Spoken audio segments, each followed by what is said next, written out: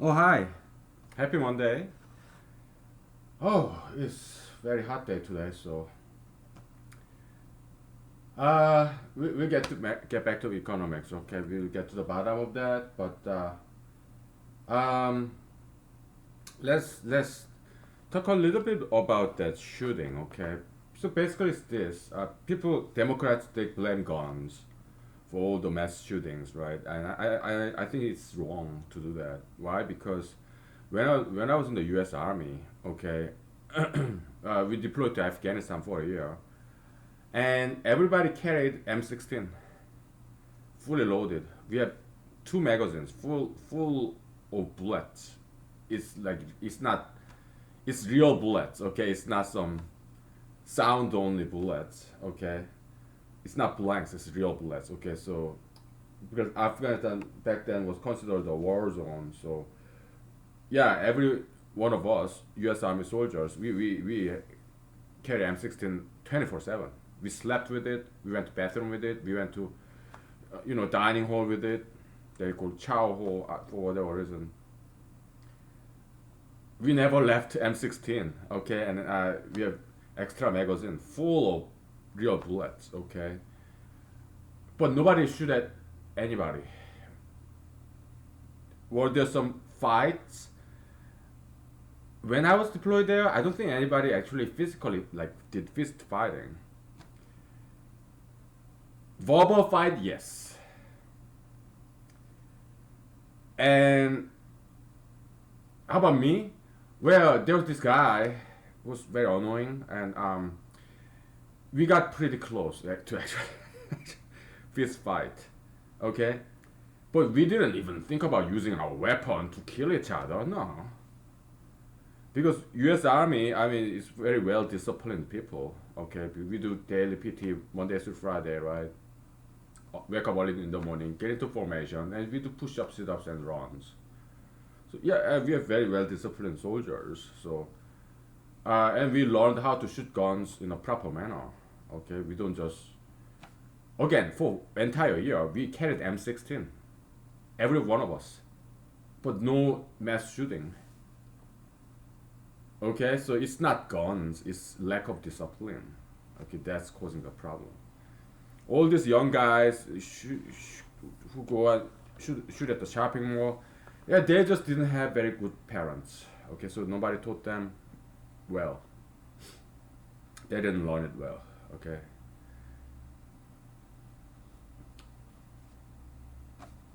Again, alcohol, same way. I learned well how to drink properly from my father. Okay, just like this Asian drinking culture, Korea, China, Japan. Okay, yeah, we learn how to drink properly from our fathers. I'm sure in the West it's pretty much the same way, right? Yeah, you teach your children how to drink properly, how to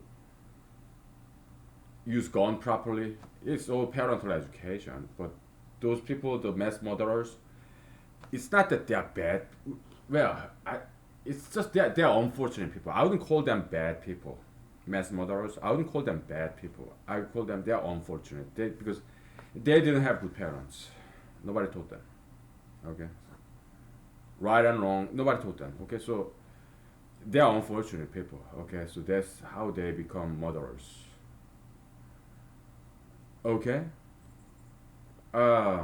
it's unfortunate. All right, so uh, let's talk about white supremacism. How about that? Huh? Or neo-Nazism. Neo-Nazism. Okay. Am I? I need to close the window because I don't want anybody listening to this. I mean, accidentally. This is like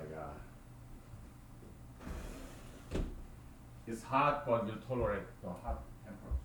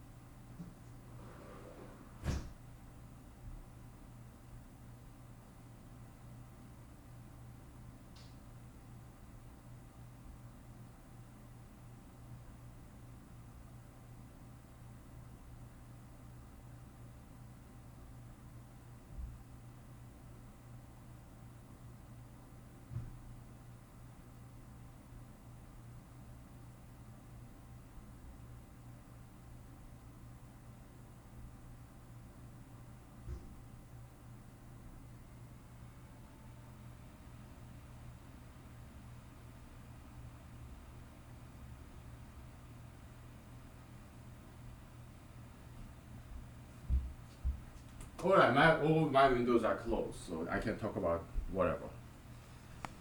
We can talk about whatever. So, am I a neo-Nazist? I don't think so. Nazism, I don't even know what it is about. Neo-Nazism, what is it? Hatred of Jews? I don't hate Jews. No, some of my best friends are Jews. I'm not an anti-Semitist. Okay, how about white supremacism? Am I a white supremacist? No, because I don't believe white race is superior to other races. I don't believe that. Okay, so I wouldn't call white is supreme. I wouldn't say that. No.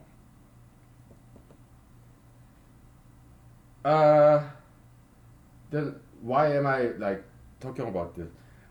Okay, Hitler, Mr. Hitler.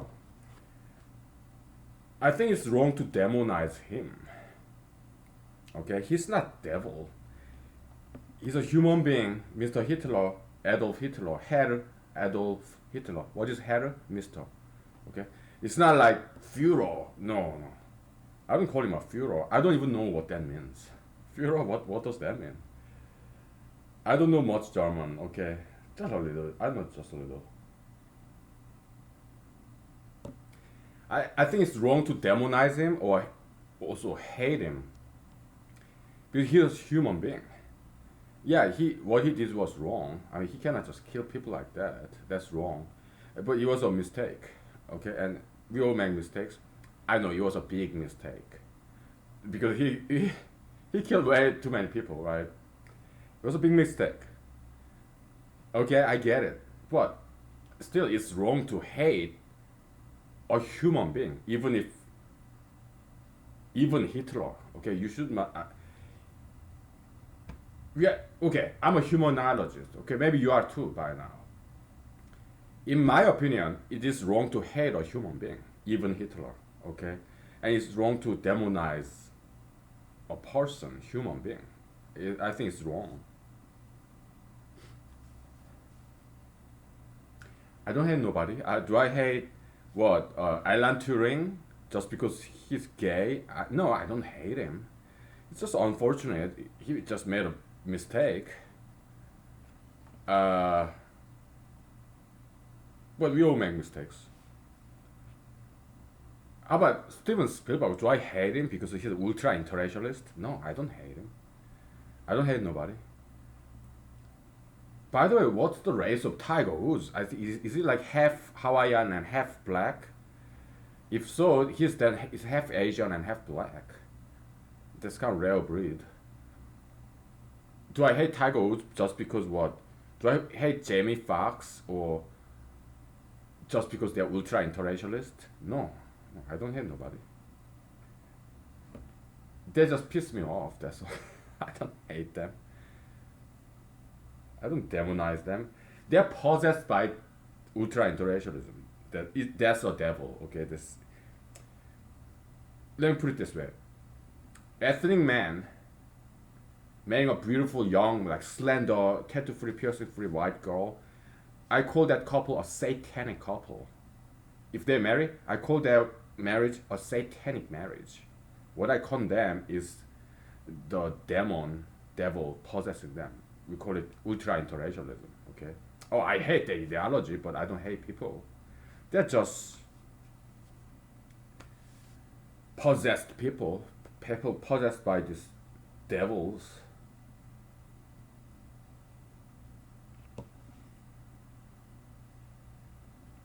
But as a humanologist, as an anti-ultra interracialist, do I agree some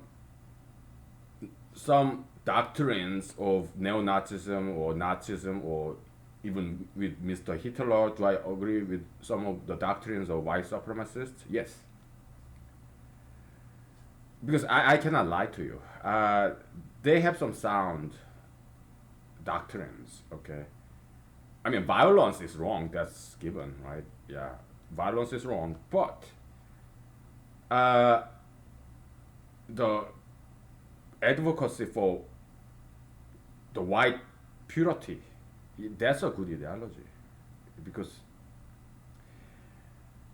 It's not just about whites though. I want blacks to be preserved too, okay, and browns, okay. But white race just happen to be the most vulnerable race because they are white. It's colorless color, so it can be very easily polluted. It's science. It is science. It's not pseudoscience, okay. Anti-ultra interracialism it is very very scientific because if you have white pants, it gets dirty very quickly. White pants, white suit, it needs extra care to keep it white because white is the only colorless color, so it gets dirty very easily.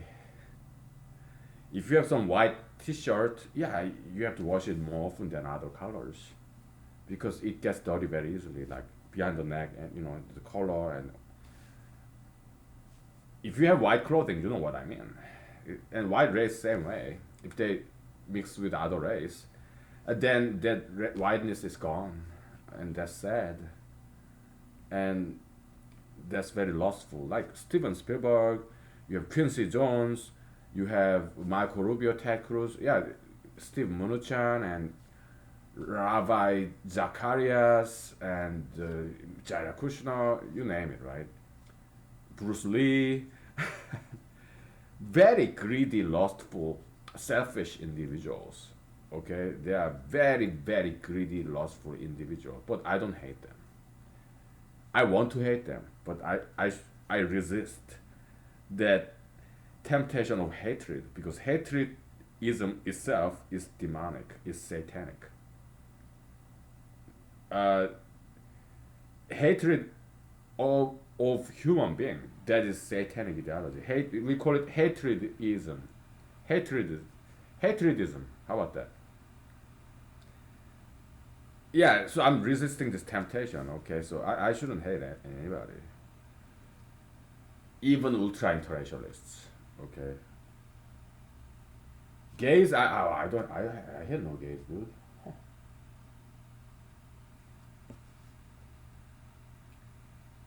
So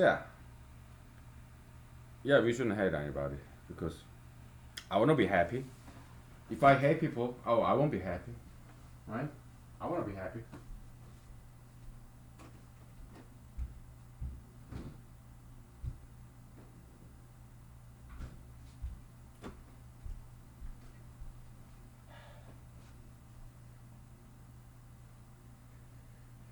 Uh, so that's that. I mean, I'm not saying white people are more beautiful than other races. I don't believe that. I don't believe. I do not believe white people are more beautiful than other races. I don't believe that. Okay? What I'm saying is, white people are very beautiful people. That's what I'm saying. Okay? I'm not saying white people are more beautiful than other races. I'm saying white people are very beautiful people. Okay? Their whiteness, their white skin color, pink skin, orange skin. You have like they're beautiful people. Don't you think? Don't you agree? White people are beautiful.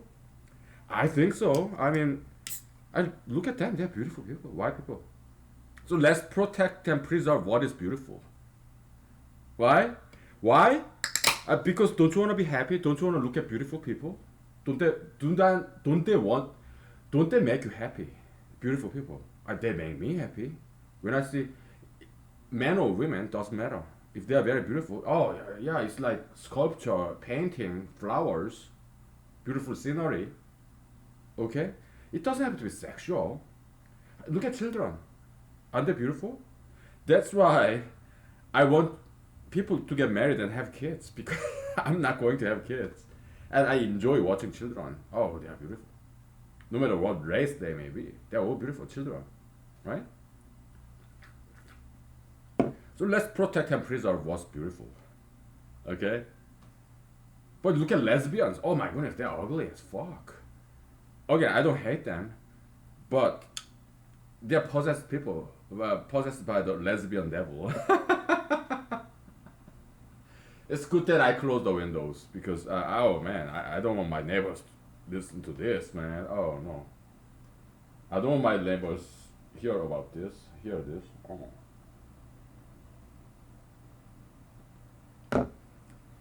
How about gays?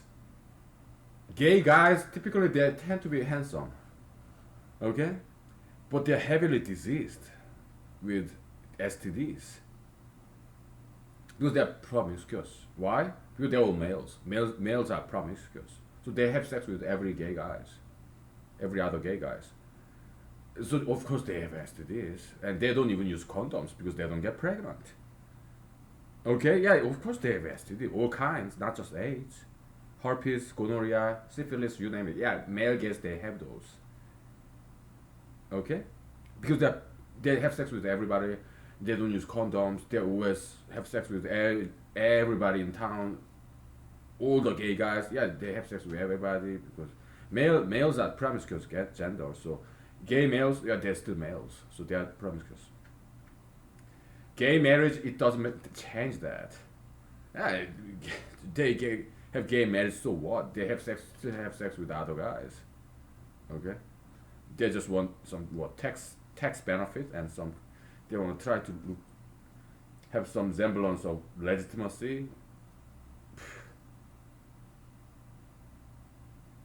But gay guys, they tend to be very handsome, right? It's, how about transgenders? Ah, okay, I'm not gonna lie to you. Okay, I've seen some transgender, like X-Men, now transgender woman. So this guy has some plastic surgery, whatever, and get rid of Adam's apple surgically removed, and breast implantation, and cut off their penis, and they call themselves women, right? I've seen some good looking ones. I've seen some this ex man who used to be man, and now this person calls this person think this person is woman. Okay, so transgender woman. Okay, because I don't want to use he or she. I already call them X man. Okay, this person used to be a man. Okay, but has some transgender surgery now. Transgender woman. Let's call this person transgender woman because I don't want to be disrespectful. Okay. Uh,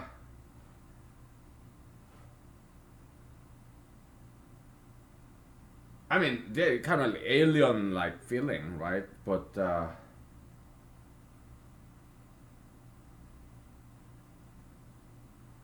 it's a tough topic because they made very permanent change.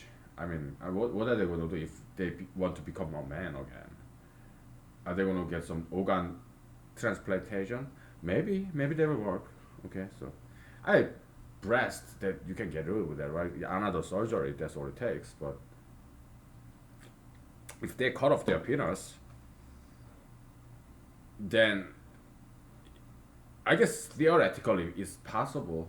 Yeah, organ transplantation. So, and when I'm the president, yeah, they will plan of that. Yeah, prisoners, right? So this rapist come to prison and he does not want to work, then we'll have to let him die because we're not gonna feed him. He will, he refused to work. He can change his mind when he's still alive and still conscious, but at some point we'll have to put him down and start selling his body parts, including his penis. Maybe there's some transgender woman who want to become a man again. Then this rapist penis and his balls now is transplanted to this transgender woman who want to become a man again. Now he has penis of a rapist. So I'm not saying this as a joke. I'm saying this can happen. Okay? How about this? I think I told you about this before. How about this? Again, I'm a writer, fiction writer, okay? So I have writer's imagination. But I don't write things down nowadays. I just tell you, I narrate you. I'm a storyteller. How about that? Like bard back in the days. Okay, storyteller. How about this? There's this murderer who came to prison. Okay, and he does not want to work. What do? We have to let him die, right? Because we're not gonna feed him with taxpayers' money. Okay, so we'll feed him for a while so that he detox. We feed him healthy food. We let him do exercise. Let him drink water, but no coffee, no alcohol, no cigarette, no nothing. But he'll cleanse out after several months, right? So he's healthy. Hey, do you still want to not work? If you want to work, yeah, we can give you a job in prison, in the landfill, in the human waste reclamation center. You will be a poop churner. Yeah, you stink, but we'll feed you. You'll be working. And he said, if he says no, then we'll have to put him down and sell his body parts, including his heart. Okay, so we'll sell it. Yeah, you will be. How about law? You know the law. Regulations? You know it. Because if law does not serve us, if it gets in the way, we should get rid of it and just ignore it. Okay? Don't worry about regulation. Okay, when I'm the president, we're not going to worry about constitution or regulation. No. No. We'll solve problems. We ignore all the laws there is. Okay? What? Will I be a dictator? Sure. I'll be something worse than a dictator. You think Mr. Kim Jong-un is bad? I'm a lot worse. Okay, I am a lot worse than Mr. Kim Jong-un. Trust me. Do you still want me to be your president in 2021 January? Then vote for me. If not, don't vote for me and I won't blame you. I won't blame you for not voting for me because I'm like this. Oh man. This is fun. This is good shit, man. Oh, this is hilarious. I like doing this. Like Joker said in the Batman one, number one, Jack Nicholson. Sometimes I kill myself. One of my favorite lines of all time. Oh, that's just funny.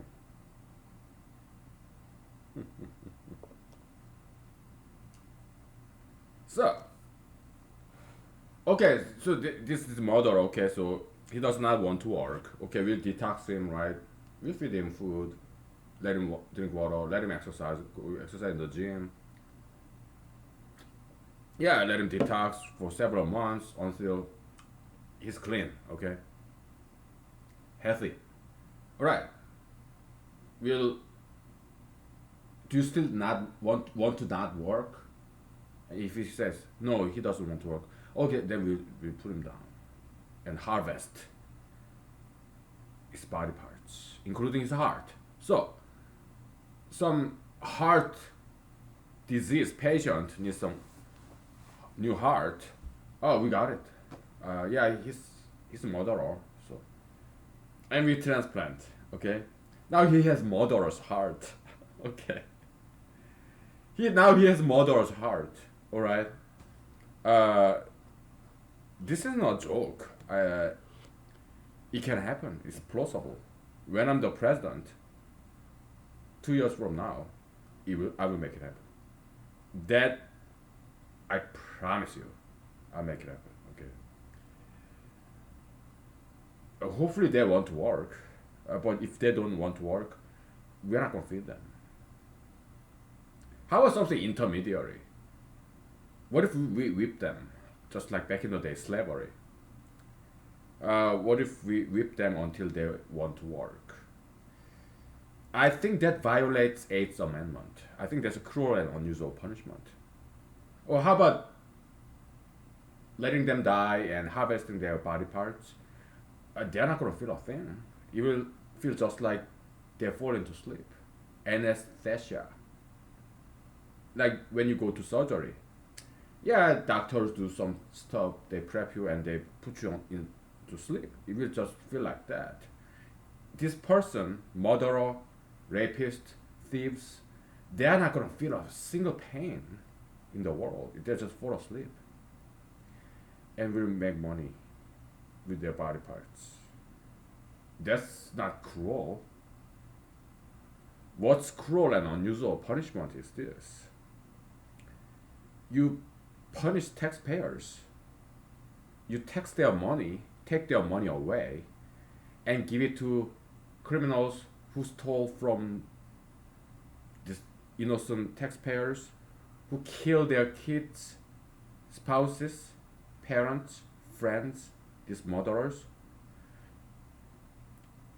You let these taxpayers, the victims of crimes, you take their money and you give to these criminals who kill their parents, friends, families, spouses, kids.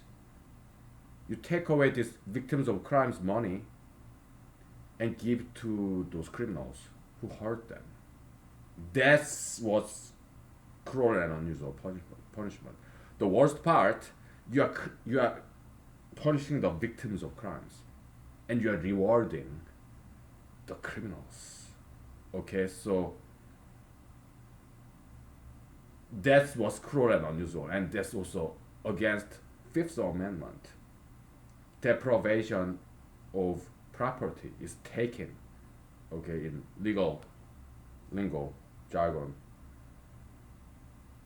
According to Fifth Amendment and 14th Amendment, you are not supposed to take away somebody's money like that. Okay, it's due process right. You cannot take somebody's money without due process. Okay, government cannot be a thief, basically. Okay, so I studied constitution, so I know a lot about it. But maybe we shouldn't ignore the constitution. Maybe we just need to reinterpret it and get around it. Huh? I mean, does that go down better? What's the difference, man? Come on. Because laws exist for us. We don't exist for law. Okay? If it gets in the way, we should just ignore it. Okay, so I'm not saying you should violate all the laws there is. No, I'm not advocating for lawlessness or outlawness. No. I'm not saying that. What I'm saying is, when we make policy decisions in a political level, okay, there are all these obstacles, right? They're like posse comitatus, like you cannot use U.S. military against U.S. citizens within U.S. territory. That's the kind of laws I'm talking about, or cruel and unusual punishment, or 13th Amendment, anti-slavery, all that stuff. Okay, you're gonna have to ignore that to get rid of crimes, to make America safer, or just safe, because when I'm the president, I will get rid of crimes and once and for all. There will be no more crimes in America, okay? And other countries will follow the suit, and there will be no more crimes in humanity. Period. Can I save the world? Yes, I can save the world. Why? Because I know how to. Why? Because I'm a humanologist. I know everything about human being. Okay, so yeah. We'll take a break before I totally go crazy. Okay, so ah, he's so crazy. Oh yeah, whatever. We'll take a break, okay? Oh my, but this vodka is still good. Oh my goodness, puffball mushroom vodka. It's like it looks like popcorn and it tastes like popcorn now. It's amazing. Oh my goodness. Magical. I'm in paradise. It doesn't get better than this. So okay, let's take a break before somebody kills me, okay?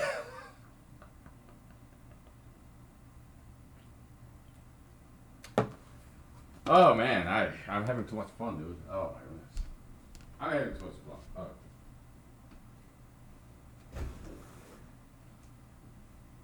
Take five, okay?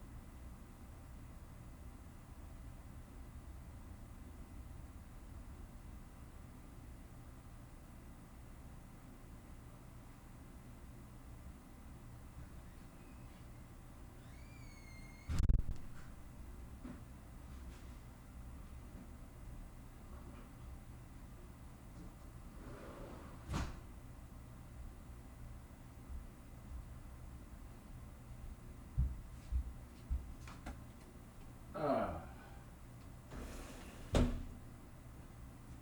well, we are just chilling, right? Today, we don't have to do economics or mathematics today. Okay, it's Sunday, right? I mean, Monday, right? So over the weekend we do intensely economics, mechanomics, mathematics, e- eco, ecomet, ecomatics. How about that? Mathnomics, ecomatics. Playing some anagram, I guess. All right, so let's give one more example. Okay, so let's say there's this thief. So he comes to prison, and he refuses to work. Okay, we detox him, and then we're gonna ask this same question one more time. Do you still refuse to work, And this person say yes. Okay, then we'll have to put him down with anesthesiologist, right? Anesthesia,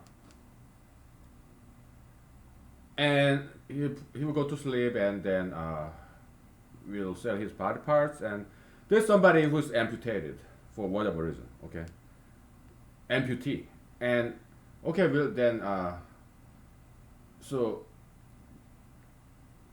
cut off his hand, his arm, and transplant to this amputee. Okay. Now this person has a thief's arm, thief's hand, okay? And that can happen. Okay. I'll make it happen. All right. Why? Because he doesn't want to work, and we cannot punish victims of his crime to reward him with their hard-earned money. That's worse than cruel and unusual punishment. There is cruel and unusual punishment on the innocent. Oh, that's it doesn't get worse than that. All right, so not a single penny of taxpayers' money will go to prison when I'm the president, because that's the justice. Okay, we cannot punish the innocent. Okay, we'll punish the criminals.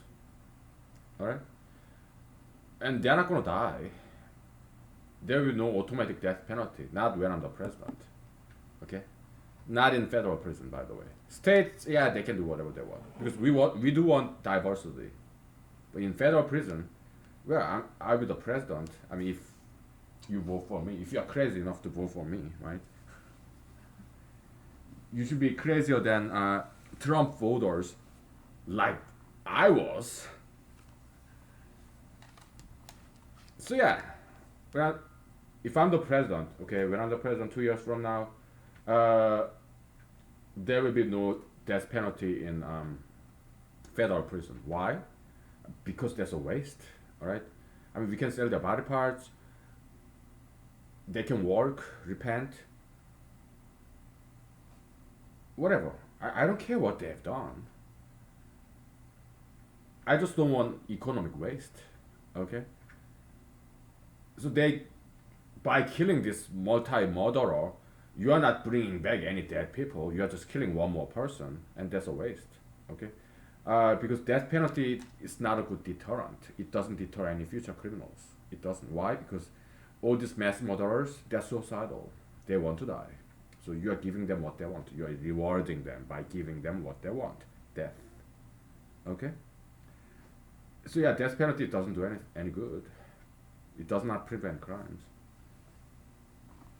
What does it make some people feel better?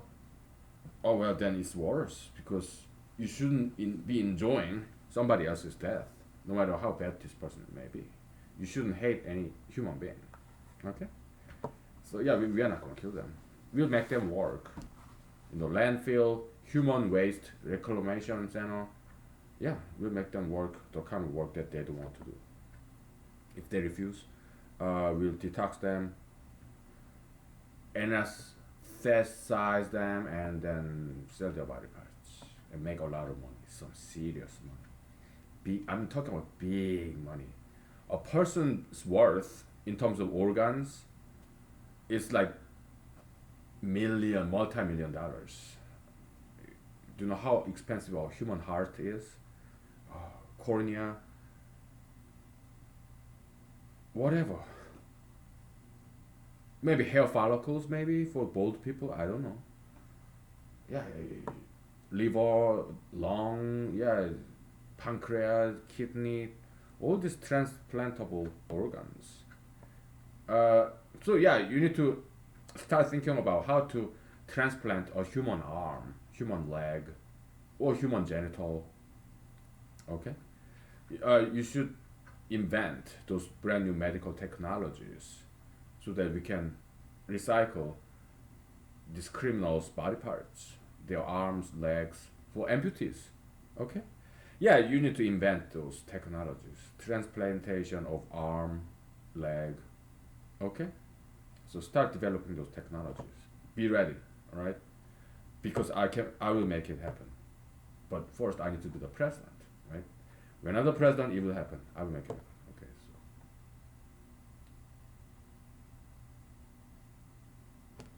I'm trying to save human lives. Okay, yeah, organ transplantation. I'm trying to save human lives. Okay, and get rid of crimes once and for all. So that's the only way. All these politicians, okay, do you think they can get rid of crimes? They don't even think that because they are not ambitious enough.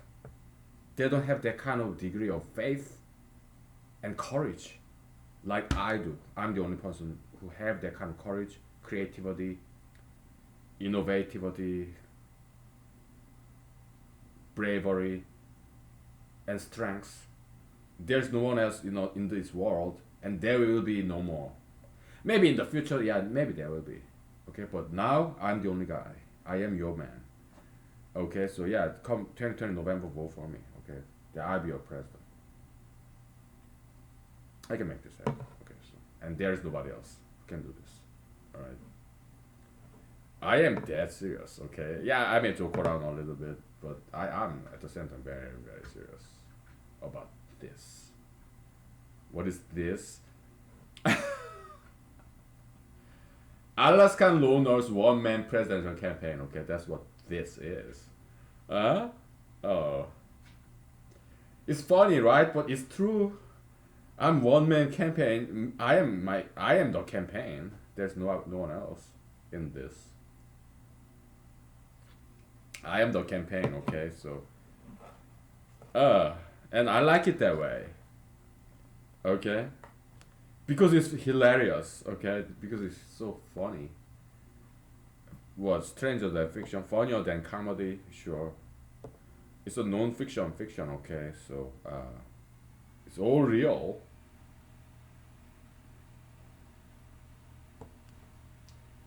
Life is good.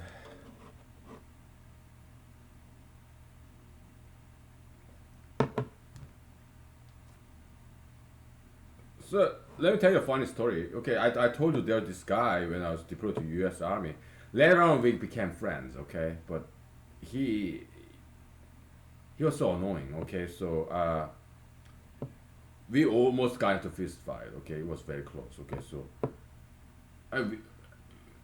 we are in a guard duty. Okay, so he was wearing his gate guards kind of. Okay, so he had his full body armor on and his M16, and so did I because we are gate guards. Okay, because if you U.S. Army junior enlisted soldier, you do everything. Okay, so he had his M16, I had mine too. Okay, so and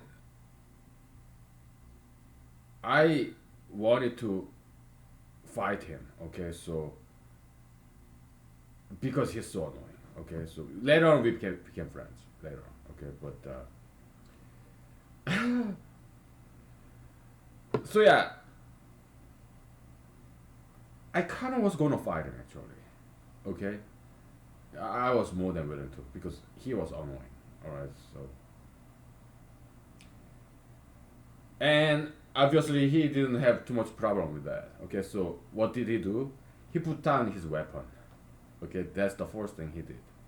Okay, so basically he's like, yeah, let's fight like a man. That's basically his gesture. Okay, so did I put down my weapon? I don't think I did. What was I gonna shoot him? No, no. But I didn't want to really escalate this situation. Okay, so because I don't want to get into trouble.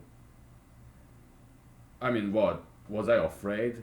No, no. Okay. Could he have defeated me if we had fought fist to fist? He could have. Or could I have beaten him up? I could have. I don't know. Okay, because we didn't fight it. We didn't actually fight. Okay, we just did some verbal exchange, and it did get very close to actual physical fighting. Okay. But we ended up not fighting. Okay. Um, so he put down his weapon because it's M16, fully loaded. Okay, and we have this sling. So as a gate guard, we have to have this in this position all the time, right? So he put down his weapon. I was like,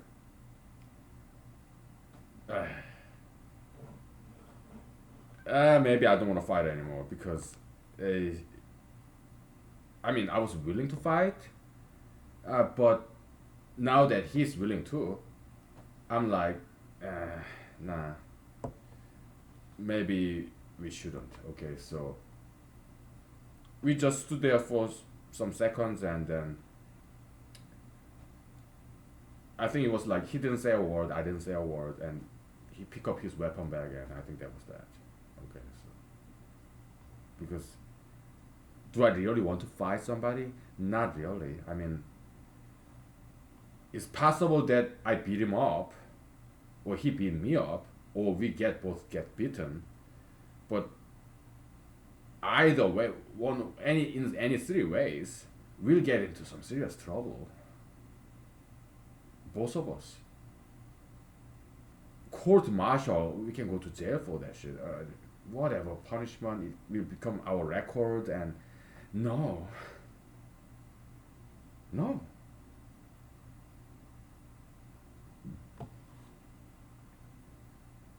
No, no, no. I don't want to fight anybody. Okay, so it's senseless, pointless. So, but later on, we kind of became friends. Okay, so he would tell me some stories that I'm not gonna tell you.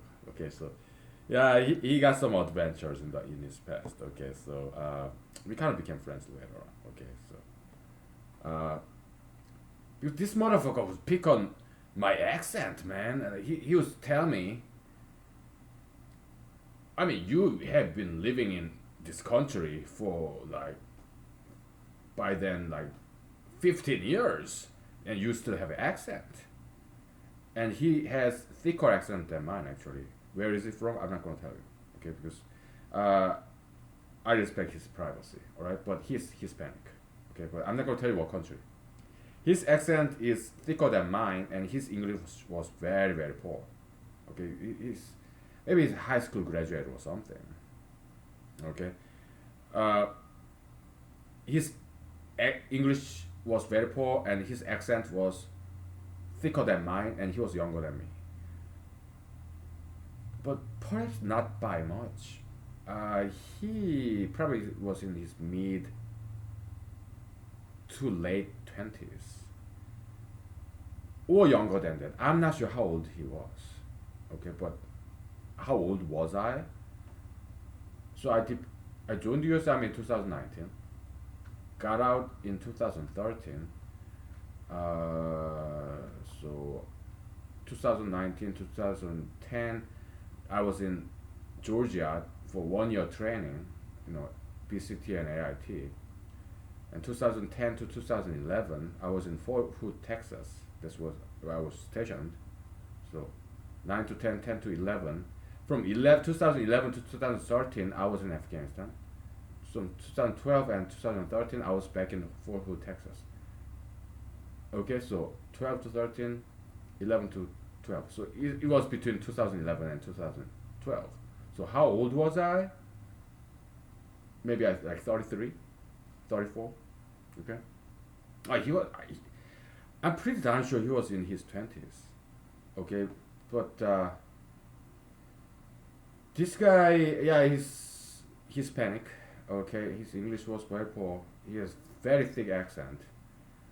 And me, yeah, I have thick accent too, but his accent was thicker than mine. Okay, so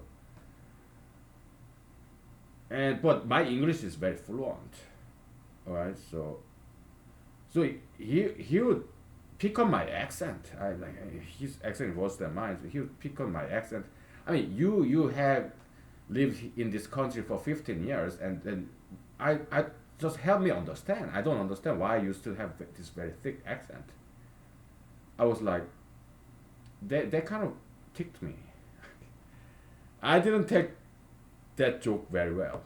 Okay, so and okay, so in the deployment, okay, it's a big base. It's an international base. Okay, so there's place where we sleep.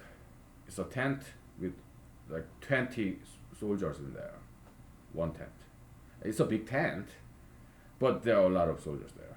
Okay, all guys. And then there's like every morning and every evening there's this about 1 hour bus ride because this bus inside the base it's not there's no highway inside the base, but it's fairly long way and bus drive very slowly. So it took us one way each way, 1 hour each way. Okay, so we'll go to our workplace. Okay, my job was electrician for helicopters. So I used to have not top secret but secret. There's confidential, secret, and top secret. Secret clearance. I had my security level was secret. Okay, in the middle. Okay, because we dealt with electronics that goes to helicopters. Okay, so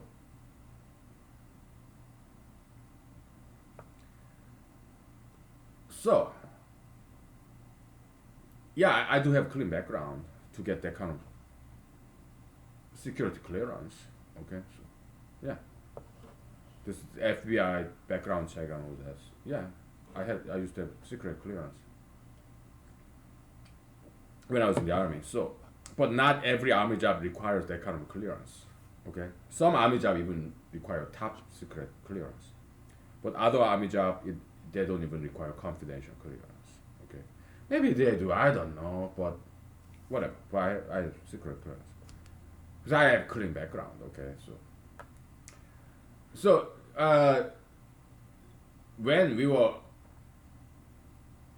army truck or army bus, sometimes we go on a truck, sometimes we go on a bus. Uh, LMTV, what light medium tactical vehicle or something. LMTV. I mean, I have driver's license for that too. Also Humvee license. Yeah, because U.S. Army. One thing great about U.S. Army junior enlisted soldier, you do everything. You get to drive Humvee, big truck, LMTV. I did that. Okay, of course you get to clean the bathroom. Yeah, I did that too. You do everything, like gate guard. I also worked in the mail room. I was I was in charge of that.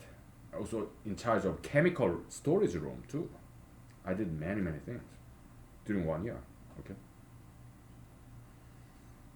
So he and I, he was not. By the way, he was not in my platoon. He was in, but in same company though, Bravo company. Okay. I was in the basic training. I was in Bravo company. I was in AIT, Advanced Individual Training. My military occupational specialty, MOS, 94 Romeo. I was in Bravo company there. Now I was stationed in Fort Hood, Texas. Again, Bravo company. It's like Better Business Bureau or something. Bravo, Bravo, Bravo forever. Okay, so I sang about that. I mean, as a hip hop rap, because when I was deployed, I deployed 1 year once, just once, Afghanistan. Okay, I was in the U.S. Army for 4 years. I deployed only once for 1 year. Okay, I did many things. I wrote a lot of hip hop rap music. Da da da da da da da. Rap. It's just poem with some rhythm in it. Rap, hip hop. Because there was rap battle during the Christmas party, and I was a contestant. I didn't win. There's this white guy and there's this black guy. I went to many competition. Okay, once it was me against this white guy. He was natural rapper, so I lost. He was a good friend of mine. And another competition. Now there's this black guy.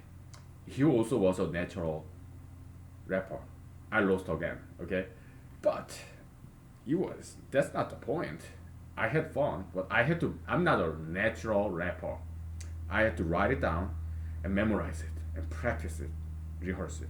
But these two guys, one white guy, one black guy, they don't even have to write it down, memorize, practice. No, they're just natural rappers. I wasn't. I'm Asian. Okay, so after all this rehearsing, memorizing, writing it down, I still lost. Okay, so but I entertained many people. Many. They gave me some small award, like recognition of my effort. So I got something. Okay, so anyway, so, and also I learned how to use nunchucks because before then I didn't know. Before the tournament, I didn't know how to use nunchucks. But my friend taught me. I learned from YouTube, and during the downtime in Afghanistan when I was not working, yeah, I practiced nunchuk and I learned it. I also learned Tai Chi and Chinese Kung Fu. Also, from my friend, I learned Jiu-Jitsu.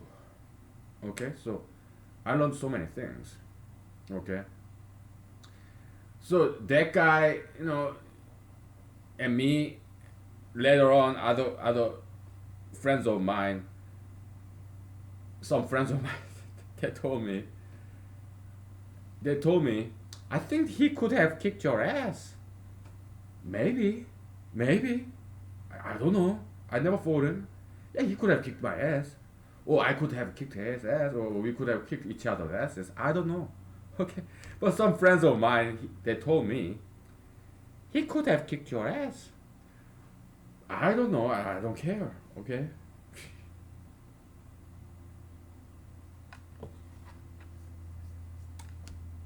I don't know. Okay, he's Hispanic guy. I guess he's kind of street fighter kind of type. He doesn't strike me as a martial artist. I don't think he ever practiced any martial art. I think he's kind of street fighter kind of guy. Me? I'm not. I'm not a street fighter kind of guy. I don't have that much experience with real fighting. Not really. So could he have kicked my ass? Yeah. Okay. Could I have kicked his ass? Yes. Could he have killed me? Yes. Could I have killed him? Yes. Okay. Because I know how to kill people. Okay. I know those techniques. Okay. I know how to fatally injure somebody permanently because I know those techniques. I know how to cripple a person. Okay? Because it's not that difficult once you know how to. It's there are just those techniques and I have enough muscle to do it. Okay? I just know because I learned those techniques. How to kill a person, how to decripple on a permanent basis, how to make this person a permanently disabled person. I know how to do that in several different ways. Okay, so yeah, but do I want to use those techniques? No, I don't want to get into trouble. I don't want to go to jail. I don't want to pay for his injury. No, never. But I do know those techniques because I learned those techniques as a martial artist. Because in Chinese or Japanese or Korean martial art, it's also about self-defense. If somebody tried to kill you, if somebody tried to kill me, I may have to break a few bones or dislocate his joints or take his eyes out or ears, make him deaf, blind, or make him impotent. Or sometimes I may even have to kill him. I mean, those are martial arts, those are Eastern martial arts, like Chinese, Korean, Japanese martial arts. There are those techniques, and I did learn those techniques. Okay, it's part of the training. But would I want to use it? No, but will there be a situation where I have to use those techniques? I may have to, but I hope not, because I don't hate nobody. I don't want to injure anybody. Why am I saying you this? Do I want to scare you? No. I'm saying you should learn those techniques too. Because if everybody in America know those techniques and know how to protect themselves. If everyone in America become a martial artist, there will be no more crimes. Okay, there's yet one way to achieve zero crime in America: education of martial art. Okay, because if you are a martial artist, true martial artist, you will never become a criminal. Why? It's not easy to be a martial artist. You have to be very, very self-disciplined. Okay, and very fit. Also, you'll be a very happy person because you are very strong and very healthy. Okay, there's yet another way, another approach to get rid of crimes in America. Okay, so perhaps it's a better way, or we can do both. We can we have to think about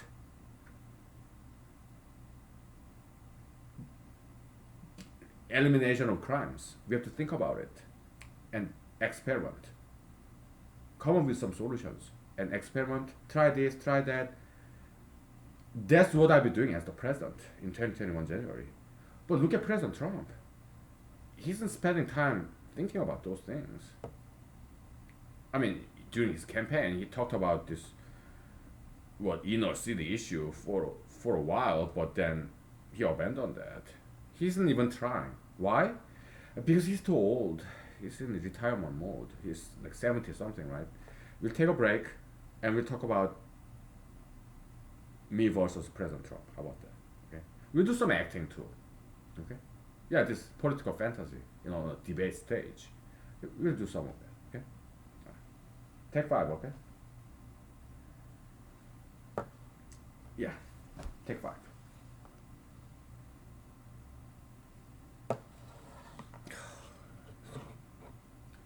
Modern vodka. Oh, fantastic. All right. Take five.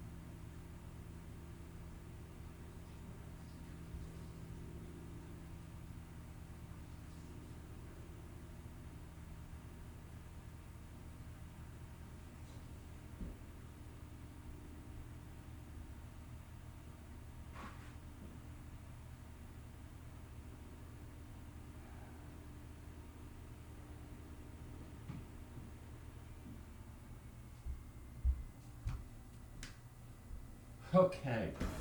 Do you wanna know? Do you wanna learn how to kill people, or do you wanna see me acting in this presidential debate stage? What do you want? It's your choice. Uh, Again, I'm sorry. Maybe it's not a good time to joke about killing people because we just had mass shooting. But then you may ask me, what good is martial art when somebody's shooting? Oh yeah, you can dodge the bullet if you know martial art. Yeah, you can dodge the bullet if you know martial art. Okay, you heard me right. You can dodge the bullet if you know martial art. Why? Because if you are a very good martial artist, you develop the sixth sense like animal. All right. Are you a hunter? Have you ever gone out hunting? I have. You don't get to see a single animal. Why? Because animals have sixth sense. They can sense the danger, your intention, from far, far away. There are animals in the forest, of course, but you don't get to see them when you have gun with you, because animals they can sense the danger, you intend to kill them from far, far away. They have sixth sense. Okay, so if yeah, it's kind of like this, like mythological kind of superstitious kind of notion, only religious superstitious. I know, but uh, Chinese martial art is also very, very spiritual. Japanese martial art isn't like that, but Chinese martial art is very, very spiritual. Tai Chi is associated with Taoism. Shaolin Kung Fu, Shaolin Temple, yeah, Kung Fu is associated with Buddhism. Okay, it's and Taoism. We talked about this before. Okay, Taoism is about water, air, elements like fire, whatever. It's about objects, inanimate objects, that part of nature. Okay, so and Chinese Kung Fu is about animals. It's about like mantis, monkey. Yeah, you have leopard, dragon, crane, snake, tiger, right? Five animal form, and then you have some more mantis, monkey, some others. Okay, but it's very spiritual. It's like when you do snake style, for example, or crane style, uh, whatever. Okay, when you do dragon style, you are the dragon. You are invoking the spirit, this animism, this spirit of the dragon into you. You become one with the dragon. Oh, it's not nothing bad. It's Holy Spirit. Okay, so Kung Fu ism is a Holy Spirit. Okay, you invoking this spirit of the dragon, and you become the dragon. You become one with the dragon, and now you have this spirit of dragon in you. Like you are the dragon. Okay, so yeah. I'm not very good at dragon style. Okay, my favorite is tiger style. Maybe because I'm Korean American, because tiger happened to be Korea's animal, and man. Again, I'm not gonna lie to you. I love snake style too, by the way. Okay. Also mantis style as well.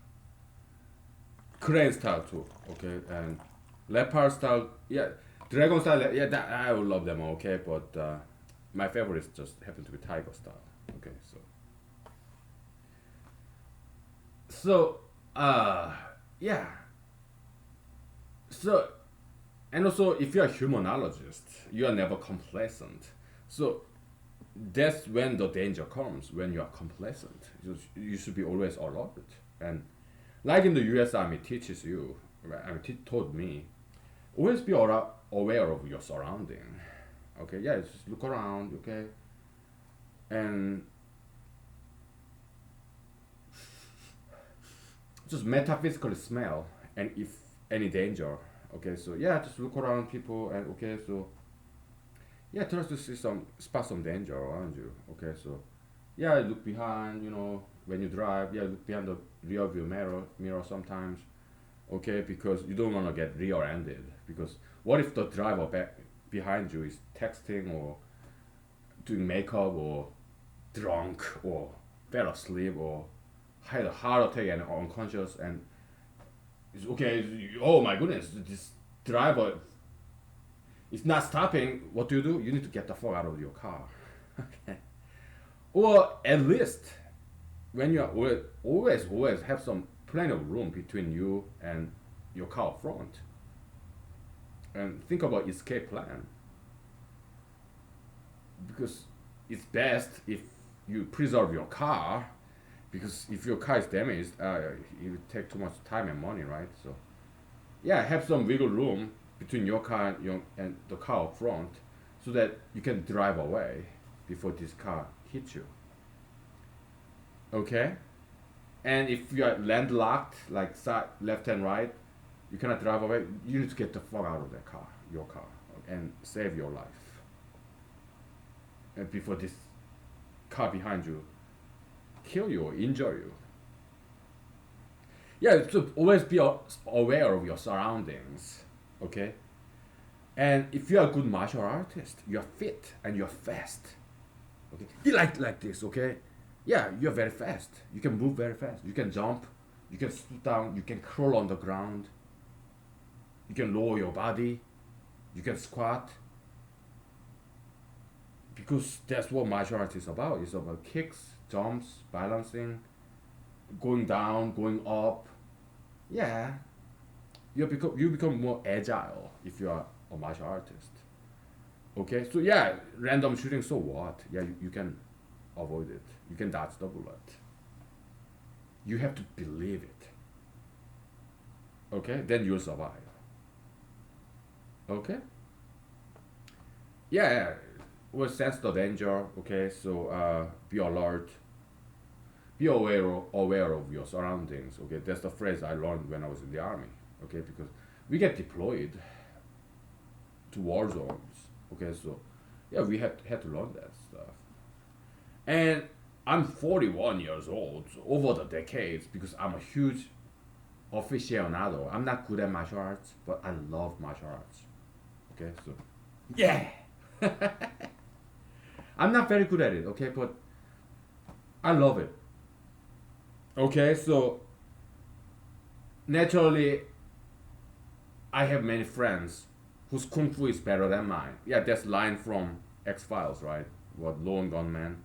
Yeah, my friends, their kung fu is better than mine, so they teach me. They told me judo, jujitsu, aikido, of course taekwondo, and Chinese martial art, and also kickboxing. You know, Muay Thai, which is a very powerful martial art. And they told me how to do nunchucks. Some good friends of mine even made me one nunchuck, wooden nunchuck. I still have it. Okay, I we were like buddies, Afghanistan. Okay, so he's very handy dandy man, and whose kung fu is far better than mine. So he told me they told me how to use nunchucks, and they made me one. Okay, so and I still have it. Okay, it all happened when I was in Afghanistan. Yeah, my colleagues in the U.S. Army. Okay, so yeah, I learned a lot. I mean, I'm 41 years old, and some of my friends even told me Wing Chun, Chinese Wing Chun. They told me a story that Wing Chun was invented by a woman, Chinese woman. Also, they told me crane style in this five animal form in China, Shaolin Kung Fu. Crane style was also invented by a woman, Chinese woman. Okay, so I learned a lot over the decades because their kung fu is better than mine, and I'm humble, so I learned from them. Okay, so they told me exotic things, exotic martial arts. Okay, so I learned a lot, and I love it. Martial art is so fun, but I didn't get into any fight because if you are a very good martial artist, they will know, so they are not gonna challenge you, or even if they challenge you, you don't have to prove yourself. If you don't have to prove anything, you don't have to fight them in order to prove that you are a good martial artist. Because you already know you are a good martial artist. So you humble yourself, Sometimes you apologize, you be nice to them, and you avoid the fight because it's senseless.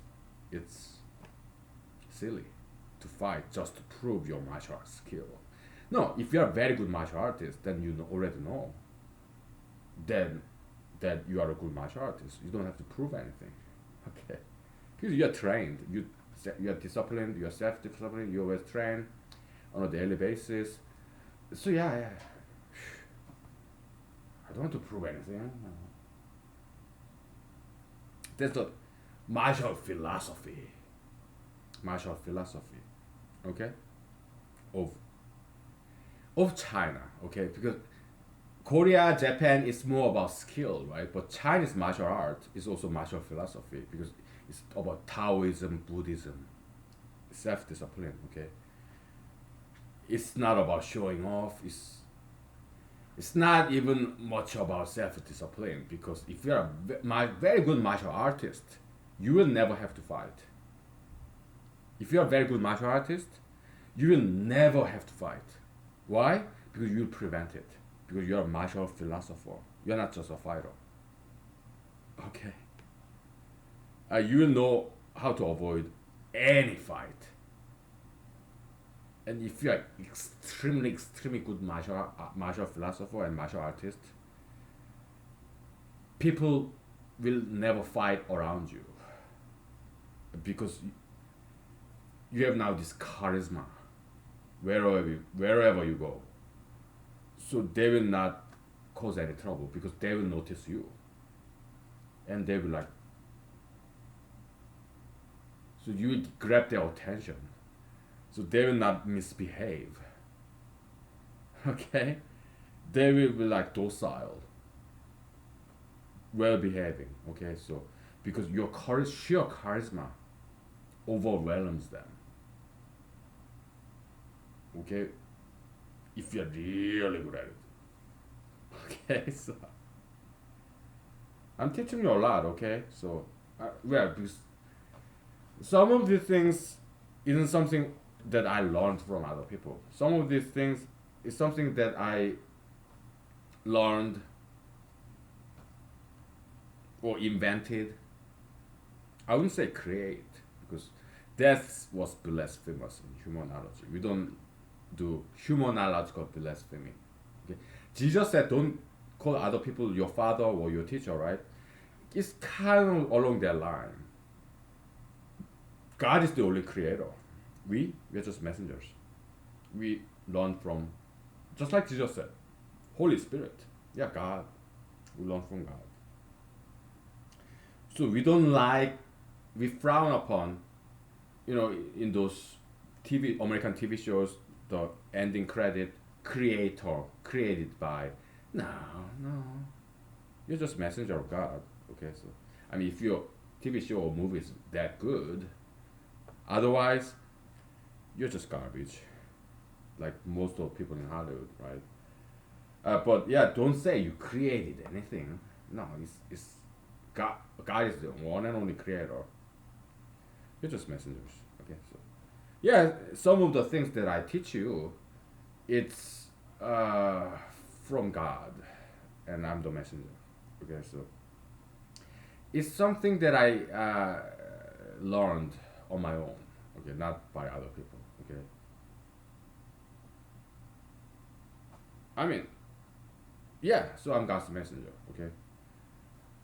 I'll never say I'm a creator. No, God is the only creator. I'm just a messenger.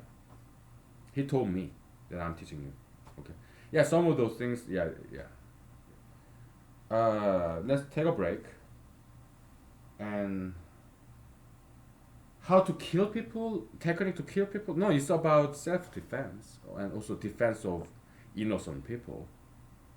Because you don't want to be killed, do you? Then theoretically, in theory, you may have to kill this guy because he's a murderer, or if you're a woman, he's a rapist, murderer. He will rape you and kill you so you may have to kill him. Okay, so I'm trying to prevent some crimes here. I don't want you to be a criminal. I don't want you to get into trouble. But I do need you to learn how to defend yourself and your loved ones. I don't want you to be a victim of crime. Okay, you are learning from a good place. Okay, because I don't want to break laws. Self-defense is not illegal.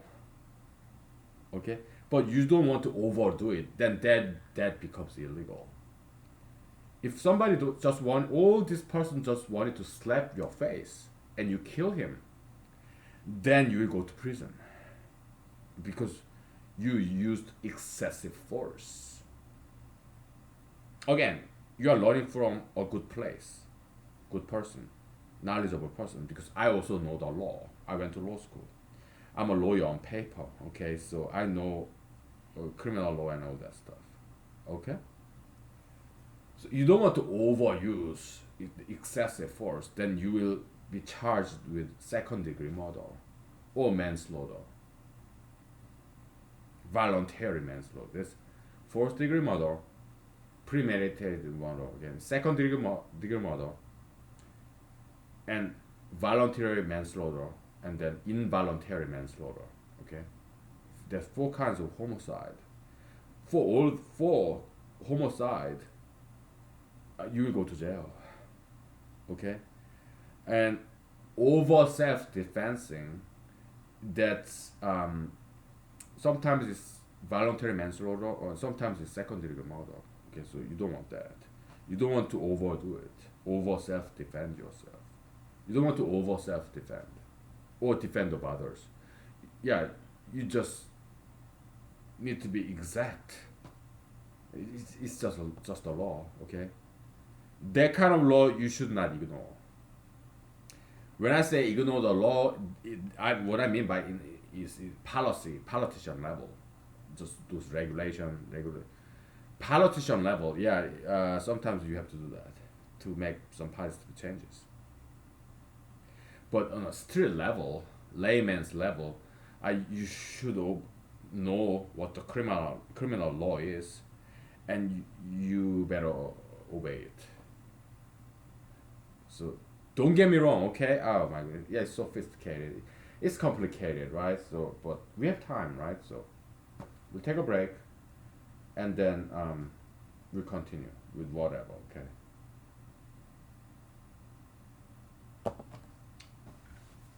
Maybe we do some acting, okay? Because martial arts kind of getting old.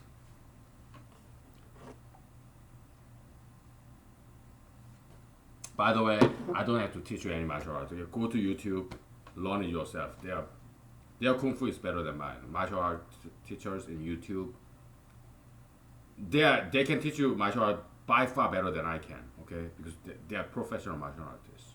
Even if they are amateur, their kung fu is better than mine. Okay, so yeah, learn from them. Okay, go to YouTube, type up some martial art tutorial lesson, and then learn from them. Okay, I don't have to teach you martial art.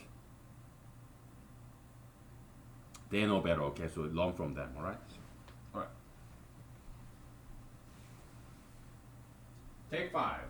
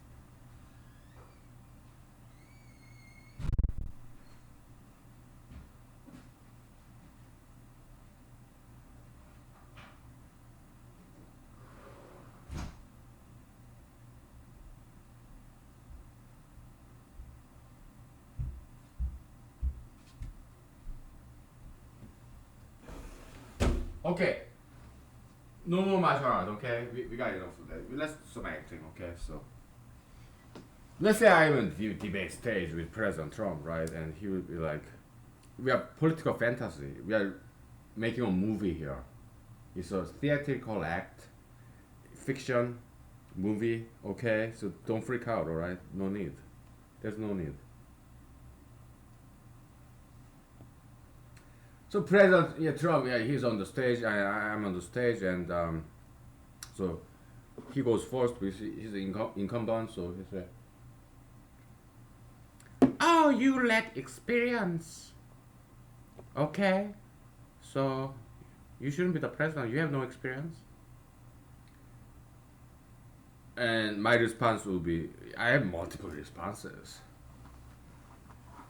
Mr. President, that's exactly what America needs. People without any experience. What are you talking about?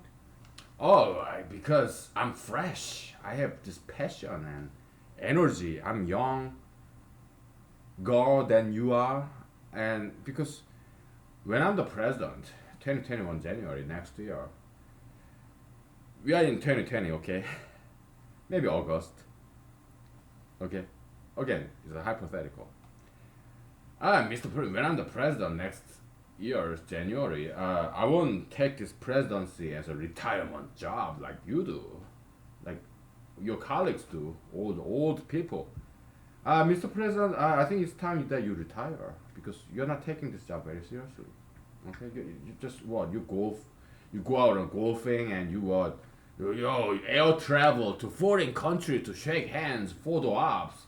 You go to these speech events and give out speeches, photo ops, interviews. What the hell are you doing, Mr. President? Why are you wasting taxpayers' money like that? You are never at your desk. Okay? You're not doing anything, you're not achieving anything, you're not thinking, you're just talking, giving out speeches, taking taking photos, shaking hands, traveling. That's retiring. That's what retirees do. And chess game with China. What the hell is that about? I almost used F word, by the way. What on earth is that about? You play chess game, using us American taxpayers pawns. Yeah, arm wrestling with China, Russia. You make using us as pawns. Your political game, power game, chess. Yeah, that's what retirees do. Yeah, they play chess, they go travel, they shake hands, they give out speeches. Retirees, they travel, they take photos. That's what you're doing, Mr. President, and many of your colleagues in Congress as well, and many of governors too.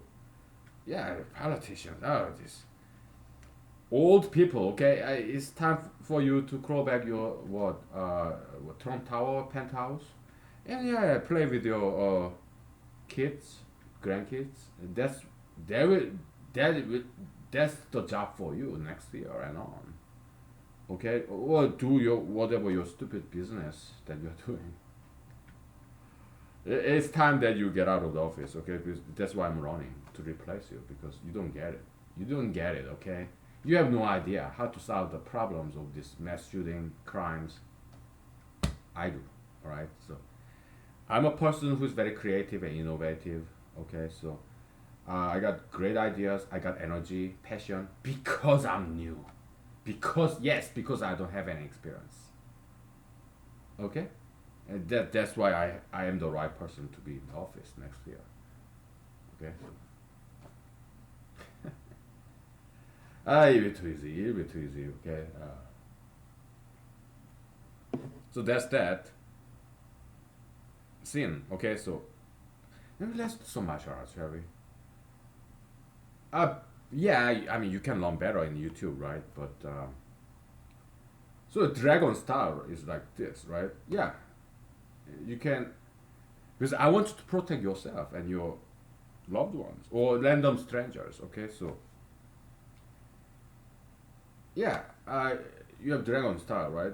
Dragon thumb, right? You do this, then he goes blind. Okay, dragon thumb. Okay, slow motion. You used to do this, okay? Then he's blind, okay? Then don't finish him, don't kill him, okay? Disarm him, neutralize him, okay? So, what if he has a gun? Oh well, you probably have to run away and hide behind some. It doesn't have to be bulletproof shelter. It could be behind a curtain or a piece of paper. Uh, and also be a moving target, like zigzag. Just think about it, okay? When you learn martial art, you come up with your own martial art as well. Be creative, okay? Yeah, communicate with God. Be alone with God, so that He can teach you directly. Okay, so yeah, come up with your martial art. Be creative. Be alone sometimes, okay? Yeah, invent your own martial art form because it will be more fun that way. Think, okay? Or I always carry water bottle with me. Water bottle, okay? So I'll throw it at him, shoot on, okay? At least it will distract him a little bit. Okay. Yeah, it will also make me a target, right? Hey, but I know martial arts, so I can move very fast. I can run fast because I'm a runner too. Okay, yeah, and think about it. Think about some kind of your plan to survive, escape, evade. Okay. But let's say I'm in a very crowded place, and there's this mass shooter. Okay, will I throw my water bottle? Yes. Why? Because I want to save these people around me. Will it make me a target? Yes. But that's no problem because yeah, I can dodge the bullet. Kind of, okay.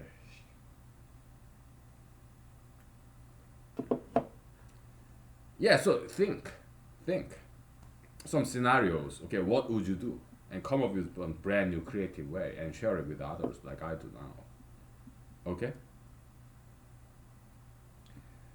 Uh, yeah, I mean, if there's this shooter with a gun right next to you, what do? You fucking kill him. Okay. If this shooter is right next to you, yeah, you kill him. Okay. Don't spare any mercy.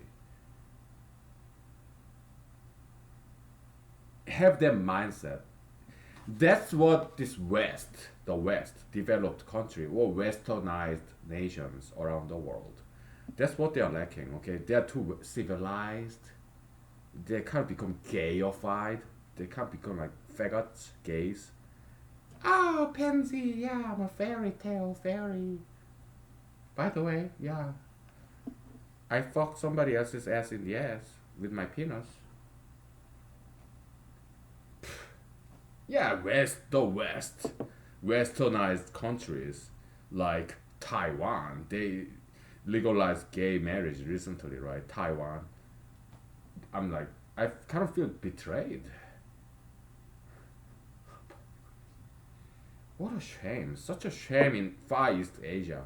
So I don't recognize Taiwan as an independent country anymore.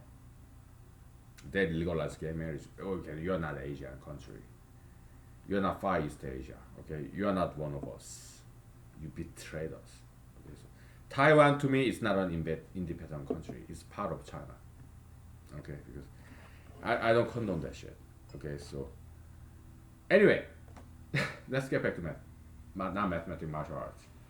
So the West, they become so civilized, enlightened, and they become so soft, weak. What they should learn from developing country, third world country, is the savagery. Because you are dealing with animals, murderers, rapists. They are just like animals. So you need to understand the language of animals. That's savagery. How to be, yes, cruel and unusual. How to be cruel and unusual, okay? That's something you need to learn in order to protect yourself from these human animals, criminals, murderers, and rapists home invaders, robbers, burglars, home invaders. So let's take a break from martial art and let's talk about gun law. I think having should assault weapon like AK-47 or AR-15, which is M16, should they be assault weapon designed to kill? Should they be illegalized? If you ask me, my answer is no. Okay, I think they are necessary weapons. Not just for leisure, but I think it's for protection of your households. Let's say you're you're not ultra interracialist. You're not ultra interracialist. You're not some ethnic man marrying beautiful young white girl. Okay, but you are anti ultra interracialist. So your family, your wife and kids, they don't violate law, this humanological rule against ultra interracialism, anti ultra interracialism. So you are not in violation of that humanological ethics. Okay, so you have your and your let's say your wife is a very beautiful young wife, and you have beautiful three daughters, and you are the only man in the house, and your three daughters are like what 10, 12, 15, and they're very beautiful daughters. Your wife, okay, your oldest daughter is 15, so she's like what 35, because you and she has first child when you're 20. Okay, so they're all young and beautiful, gorgeous, no tattoo, no piercing, no obesity, no dyke shit, short hair, no, none of that shit. Okay, no tattoos, no piercings, no marijuana, no obesity. Very beautiful three young women, your wife and three daughters. So maybe I think we talked about this before. Okay, so yeah, in your town, yeah, there's some bad guys who want to rape your three daughters and your wife too. Okay, so there's these bad guys who kind of conspire. Let's say there are five guys like that in your town, and they know where you live. Okay, and they conspire this home invasion. So yeah, they plan on raping and murdering. Okay, raping. They're not gay guys. Okay, so they plan on raping your four women, your three daughters, and your wife. They plan on raping them, all of them, in front of you. And they plan on killing all of you. Can that happen? Yes. You have to be ready for those things. Because does that happen? Has that happened before? Yes. I've seen a lot of crime TVs, the documentaries, the real crime story. Home invasion, rape and murder in front of this father and husband. Has that happened before? Yes. In America? Yes. Can it happen again? Yeah. What should you do? You have to be ready. So, you have five guys trying to invade your house. Probably the best way to go about it is AR-15, M16, or AK-47. Okay? Assault weapon. Okay? Because there are five guys invading your house. Handgun, no, it's not gonna do it. No, you need assault weapon to protect your four girls against these five guys. You need automatic assault weapon to kill them all, because otherwise they will rape your four girls in front of you and kill you all. You do need assault weapon, automatic, because there are bad guys out there, and they can come to your house and rape and murder your girls and also kill you. So yeah, assault weapon, yeah, I think it's very necessary. Okay. Another scenario. We'll take a break and I'll tell you another scenario. Okay. So I think assault weapon is extremely necessary. Don't you? Yes, just think.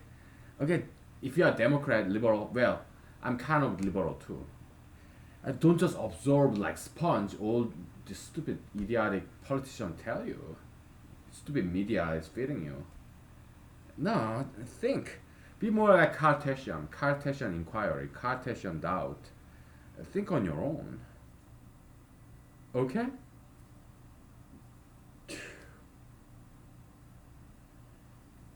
Be alone sometimes.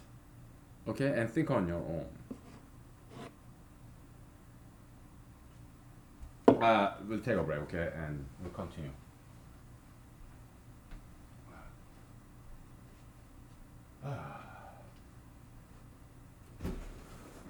Before we go to a break, yeah, let's do some Muay Thai stuff, okay? Uh, Again, this is about self-defense, okay? So that you know how to protect yourself. And Muay Thai is like this, okay? The principle is this: you grab somebody's head, and then you smash his head on your knee, okay? So, or on the stomach. You don't have to grab the head and smash his head with knee. That's one way to do it. But you can grab somebody's shoulder and then kick his abdomen. It's that principle. You grab somebody and pull so that he doesn't go anywhere. Or you can grab it, his clothing, his arm, shoulder, his head, whatever. Just grab him, okay? And then do the knee. His crotch, his abdomen. I mean, if you can do high knee, his face, whatever, okay? Or you can grab the back of his face, the head, and then punch him, or elbow, okay? Okay, or you can grab the back of his neck and do this.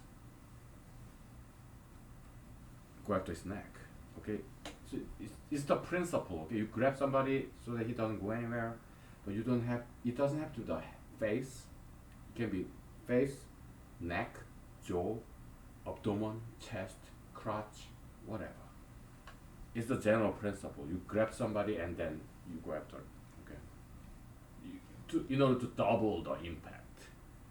Okay, so yeah, that's general principle.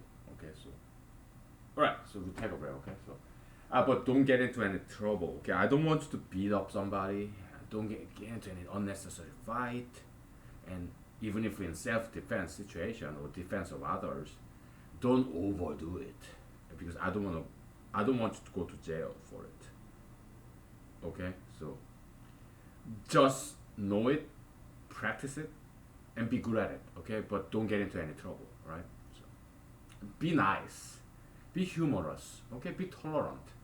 Don't get into any fight. Okay, so I don't. No. Just be a good martial artist. Okay, martial philosopher too. Take 5.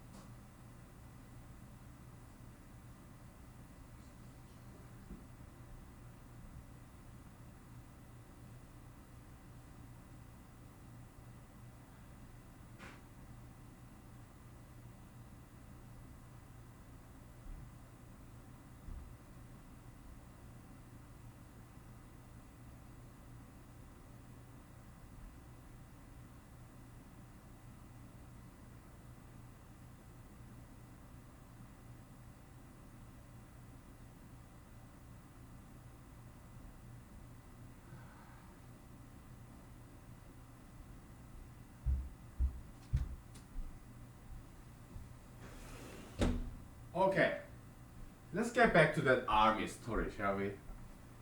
I will get back to those scenarios later. Well, yeah. So, why did I want to teach him a lesson? Because this motherfucker.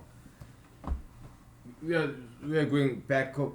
Okay, is LMTV. It's light, medium, whatever military tactical vehicle. Okay, so we are in back of this truck. There's soldier transportation truck. At the back of this truck, yeah, we just sit side by side, right? And this motherfucker would put his M16 weapon on top of this shelf as we are going from our tent to the working place, and that's not safe because it's very bumpy ride. It's not paved with asphalt. No, it's army base in Afghanistan, so it's bumpy gravel road. So I felt very uneasy because it's very small chance, but this is loaded weapon M16, AR-15, whatever. It can fall, and who knows, man? The chance is very slim, but it can fire by accident and hurt somebody. And it's also against army regulation. You cannot put your loaded M16 on a shelf when you are having a very bumpy ride because this weapon can fall. So he was doing something very wrong. And it made me very uncomfortable riding at the back of this bumpy ride truck with him. So I told him, "Hey man, this is not safe. You better hold your weapon like the rest of us. And this is against army regulation too." He wouldn't fucking do it. He was very stubborn. So that really pissed me off. Okay, so I did want to teach him a fucking lesson. Okay, I did want to. But this guy, motherfucker, has this still third world country mentality. Third world country mentality. I've seen many in America. Yeah, they're recent immigrants. Okay, they may be U.S. citizens, but they carried with them with this third world underdeveloped developing country mentality with them. They still have that, and they can be American citizens. It doesn't mean a shit to me. You are still third world shit. I've seen many of them. He doesn't care about this regulation or other people's feelings, other people's safety. So I did want to teach him a fucking lesson. And being from what street life, I guess, street fighter, so he got some guts and he got some attitude, and so he was willing to fight me. I was like, no, I'm not gonna do this. This garbage race from fucking third world country, from fucking Hispanic fucking country. Yeah, he doesn't deserve my time or energy. Okay, so because he was willing to fight with me. Okay, then I thought it's just not worthwhile because I will get into trouble for this. Okay, and this garbage from third fucking world just doesn't deserve. No, it's not worthwhile. My reputation, my career, my record, because I have a clean record. Okay. There are some other times I almost got into trouble. I think I told you a couple of times, a couple of episodes. Okay. So yeah, I'm not a perfect person yet, and I'll never be. But I try to become a better person. But so, earlier than that, I got into some troubles when I was in the U.S. Army several times because there are some other guys. So he was fucking Hispanic, right? And there are some other guys, some fucking honky guy, this cracker race, white guy, or some black guy too. Did I? I mean, we didn't get into fist fight or anything, but I did push them. Okay. some white guys, some black guys, okay, and it stopped there. But because they were doing something very wrong, and I got pissed.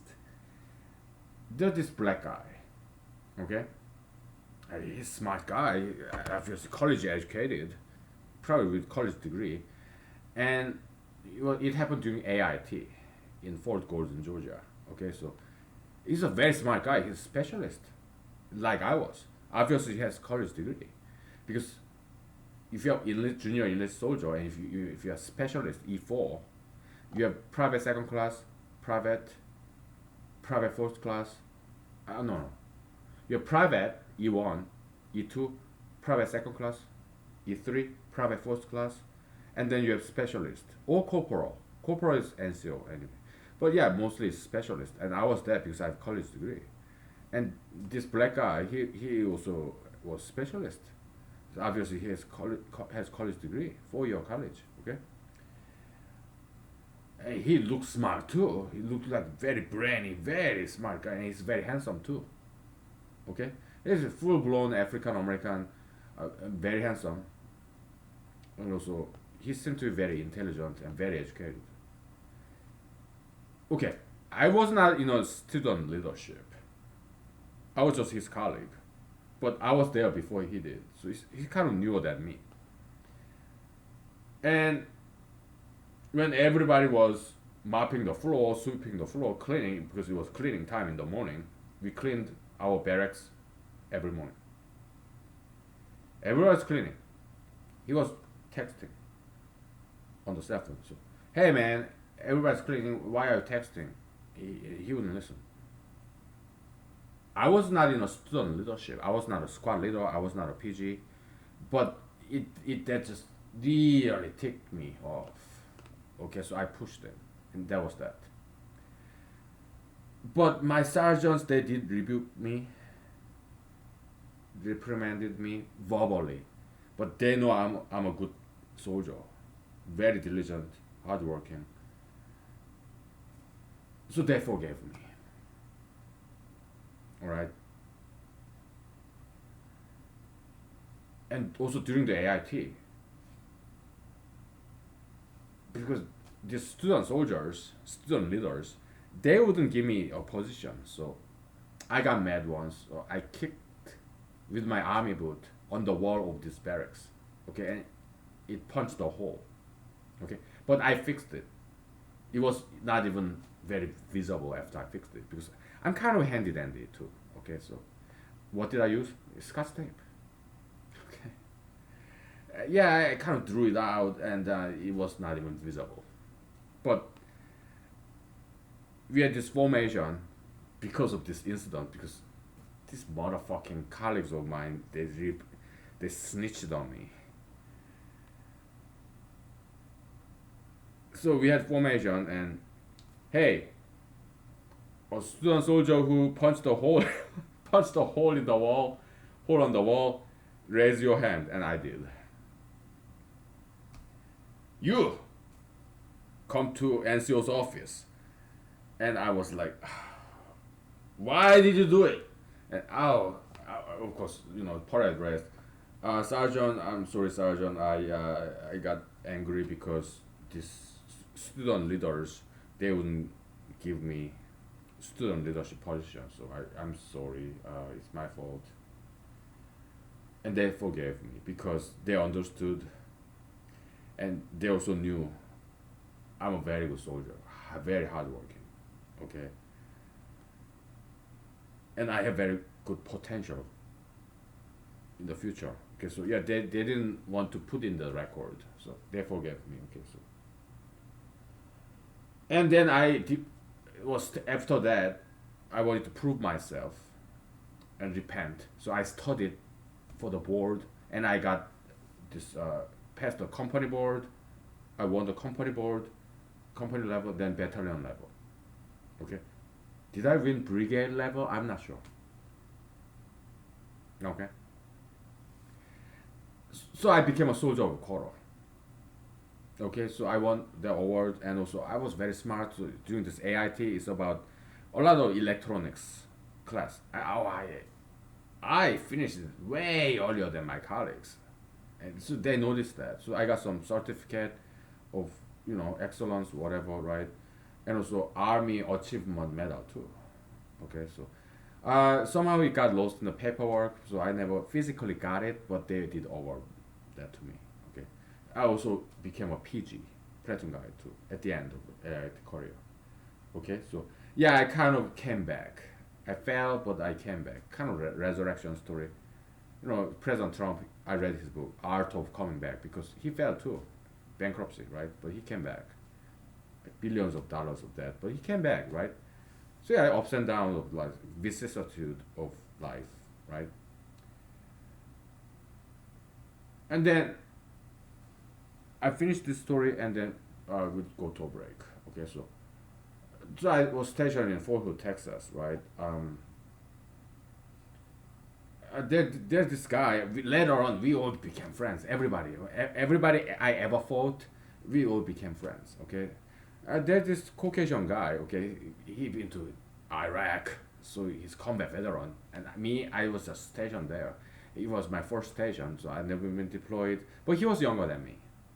Very handsome guy. Okay, yeah, he's white guy, a very handsome guy. And then uh, we are running. We are not in the same platoon, but in the same company. So the whole company, maybe about 100 or so soldiers, each platoon, maybe 30, 20, 30 soldiers.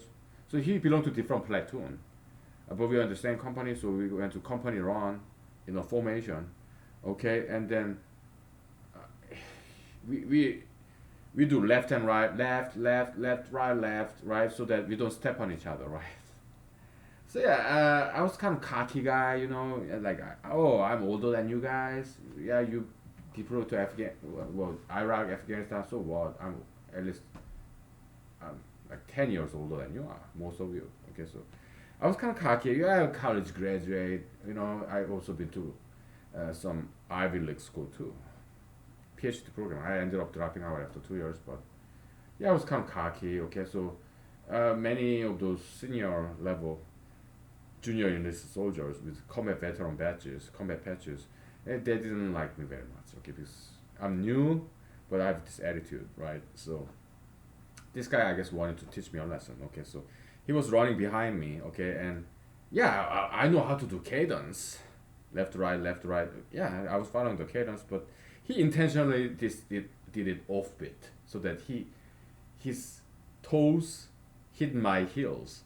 Okay, like when I was doing left, right, and he was doing right, left, so that his toes kind of gently, not harshly, gently kicked my heels. I was like, "Hey man, stop it!"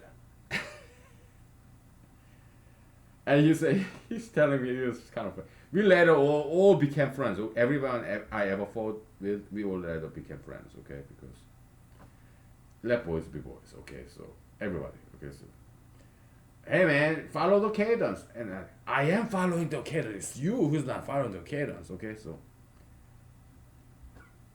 I turn around and I pushed him. Okay. Yeah, there was first sergeant of our Bravo company was there. Did I know? No, I did not know that he was there. But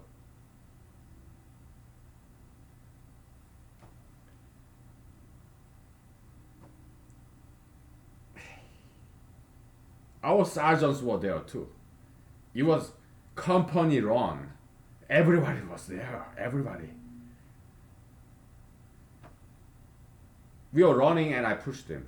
I turned back and I pushed him. Okay, so but nobody got injured. Okay, it's just pushing. So yeah, I got into serious trouble. Okay, because when I was middle school, I told you I was bullied by these two kids when I was in seventh grade. They were bigger than me, and I didn't know much martial art. Okay, so I had to suffer from those bullies for for the whole year of seventh grade. But now that I'm grown up, I got some muscle and I know some martial art. I don't want to be bullied again. I just couldn't take it anymore. Okay? I was like, I'd rather go to fucking jail than bullied. Because I'm sick and tired of being bullied. Alright? There are some more episodes I didn't tell you. In this Fort Hood place, Fort Hood, Texas, Clean, Texas. There's this black guy, he kind of big guy, okay, and he would call me shitbag. I did tolerate a couple of times. I'm new, he's a combat veteran, right? Again, later on we became like good friends later on. But he's a combat veteran. He see me with some attitude, so he would call me shitbag. And one morning, during this morning formation, so in the U.S. Army, junior is a soldier. The way it works is we wake up 5 o'clock in the morning. We dress up in PT uniform, physical training. With Monday through Friday, we run, push up, sit up, sometimes football, sometimes pull ups. Yeah, Monday to Friday, every morning, Monday to Friday. We wake up at 5, we get there maybe 6 or maybe 5:30, but we have to be in formation by like 6:30. Because at 7 o'clock, yeah, everybody's formed up, and then from 7 to 8, we exercise. 8 to 9, you have 1 hour to take a shower, go back to your barracks, take a shower, and wear this army uniform, ACU, Army Combat Uniform, okay? And then you have breakfast. And then you show up by 8:50, 8:55 at the latest, because 9 o'clock in the morning, Monday to Friday, we also have formation at our workplace. So U.S. Army, oh, that's good training, good discipline. Okay, good education.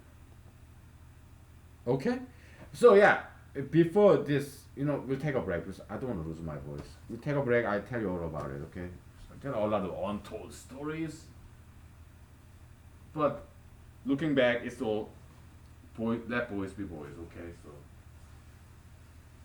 we all became friends. Okay, come on, let boys be boys kind of thing.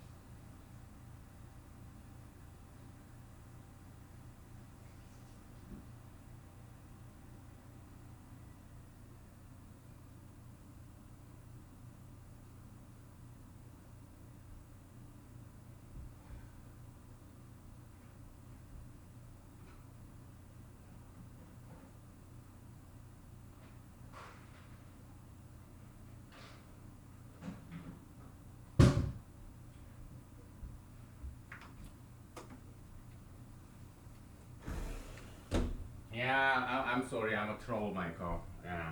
Ah, well. What, are you disappointed? I by now you should know I'm a troublemaker, but I'm a good kind of troublemaker. Okay, so anyway, so get back to this army story. Isn't it wonderful? Isn't it beautiful stories? Oh, my brothers, army brothers, they're fantastic people. Okay, so there's this black guy. Okay, he was probably in his late 20s, and he's I think he also got a bachelor's degree too. He's quite well educated black guy, and he's very muscular, very athletic, great athlete. Okay, so probably better athlete than I am. Okay, so I think he played football in high school. Okay, because later on we became friends. Okay, so he's former football player in high school, and college degree, and also muscular, better by far better shape than I am, or I was. And he's an African American, full all born and raised all American boy. Okay, probably in his late 20s or mid 20s. Me, I was in my early 30s, so he was like at least 5 years younger than me. Okay, so you see me, I got some attitude, right, and you call me shitbag. Okay, I left it off. Oh, okay. Yeah, you wanna claim some seniority because you're a combat veteran and you've been in the U.S. Army longer than I have, and you've been seen some foreign war. You deployed, just got back. Sure, yeah, I tolerate it. But he keeps on calling me that day after day. So enough is enough. Okay, so one morning, okay, he called me, hey, shitbag, come here. He said something like that. Okay, so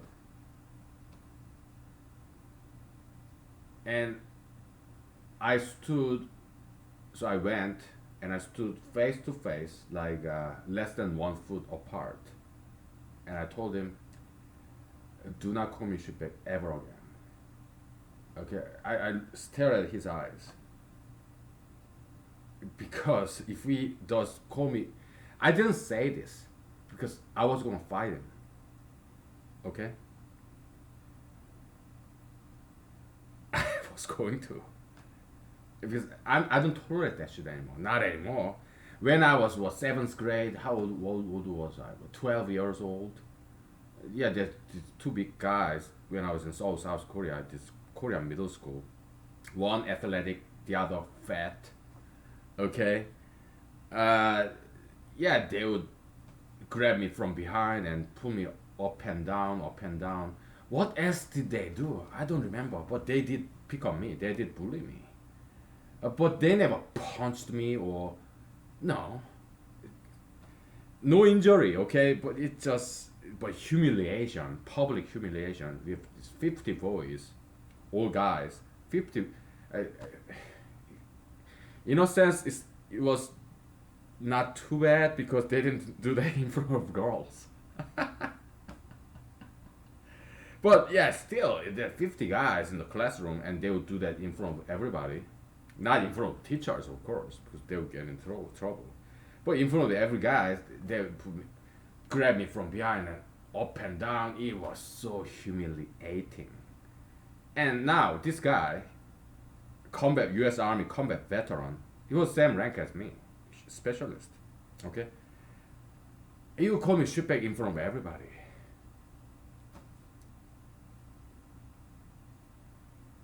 So no, yeah, once or twice, yeah, it's a joke. Hazing, yeah, I'm new, okay. Initiation, I got it.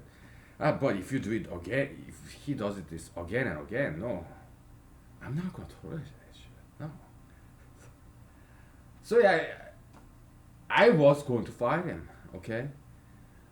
But later on, we became friends, of course, like any other episodes. Later on, we became friends, but I was going to fight him, okay?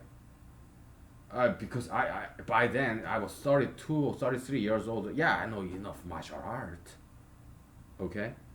But this guy seems to be more like Street Fighter type. He's black, okay? And I don't. He's not a martial artist. I know that. Yeah, he's a football star. Okay, former football star, athletic, muscular. He'd go to the gym and he got a lot of muscle going on. Well, kind of street fighter, kind of African American kind of guy. He was that. Okay, so and then yeah. So what? Okay, yeah. I mean, my muscles weight wasn't as big as he was, but yeah, but yeah, I know a lot of martial arts. I knew a lot of martial arts by then because I was like 32, 33, and I've been learning martial arts for decades. Okay, so yeah, I was gonna fight him. Okay, again, I don't know if we had fought. Yeah, he could have kicked my ass. I could have kicked his ass. We could have kicked each other's ass. I don't know. We never fought. Okay. Uh, but so he kind of backed down. Okay, he kind of. So he didn't call me shitbag anymore. Okay, and later on he would joke about this incident. He, me, and other my army colleagues. Hey, this guy was gonna fight me that day, that morning. We just left. Okay, but and there are some other episodes. Okay, so during AIT, there are at least two more incidents. Okay, so yeah, this very handsome guy, white guy. Oh, he is very handsome man. He's a white guy, right? And he was kind of like what? Tried to out, punk me out. He was like, "Hey man, yeah." He's kind of lazy too. Okay, so because when everybody was sweeping the floor, mopping the floor, cleaning, he wouldn't do anything. Okay, it's kind of at back then he was kind of lazy. Okay, so hey man, let's clean, man. Like, why don't you clean like everybody else? And he would punk me up like try to punk me out. Hey man, what the fuck I gonna do? And he did a couple of times. Okay, so yeah, I pushed him. Okay, but he didn't snitch on me. Why? Because he's a cool guy. He's very masculine, kind of very handsome man. Yeah. So yeah, he didn't snitch out. He just left it off. Okay, so because he's very masculine guy, kind of guy. So he didn't snitch out on me. But that black guy, kind of brainy. This handsome guy wasn't brainy. He was just high school graduate because he was too young to go to college back then. Okay, I hope he did go to college sometime later. But this black guy, brainy guy, college graduate specialist, I think he did snitch on me. Okay, so because I had to talk to an NCO, but they forgave me. And also, when I was in Fort Hood, so I pushed this guy, and first sergeant is like number one ACO for the company. He was there. So what happened after that? I was forgiven. Okay, I told them my side of the story. He told his side of the story, and then I was forgiven because they didn't want to put that on my record because they know I'm a good soldier. I have great potential, so they did forgive me. Okay, so and he forgave me too. He forgave me too because he knows what he did. He did something wrong first, kicking my heel like that. Come on. So yeah, they forgave me. Okay, because U.S. Army is very loving community. We are like brothers. I mean, we go to war together. We rely on each other. It's very loving, forgiving kind of community. Like brotherhood kind of. Okay, so yeah, it's also very flexible organization too. Surprisingly so. Okay. So that's my army story for today for you. Um, so I have been loved and forgiven. Okay. Plenty of times. It's not just U.S. Army. You know, I told you about South Korea high school, right? Yeah, I ran away, but they accepted me back. They could have kicked me out of the school because That was the rule then. AWOL, absence without leave. They could have kicked me out, and because there was the regulation, the South Korean high school. But they didn't. They forgave me because they know I'm a good student. I have potential, so they didn't want to put that on record. So they forgave me. I've been forgiven a lot. I've been loved. I've been blessed. Okay. Yeah. So all I'm doing here is giving that love back to you, back to the humanity where it belongs. I'm not making any money off of this. And also, you have to understand, I'm risking a lot. I can get into trouble for saying the things that I've said here. So I can very easily get into big trouble by doing this, but I'm willing to take that risk. Yeah, I will take chance with Jesus. Okay, so that's why I'm doing what I'm doing now. Yeah, I will take chance with Jesus. Because to me, this is my religion, religious practice. Freedom of speech, my religion, freedom of religion. Yeah, First Amendment, right? U.S. Constitution. Okay, I love Constitution. Okay, when it is convenient. Okay, I don't idolize Constitution, but I think it's great document. Okay.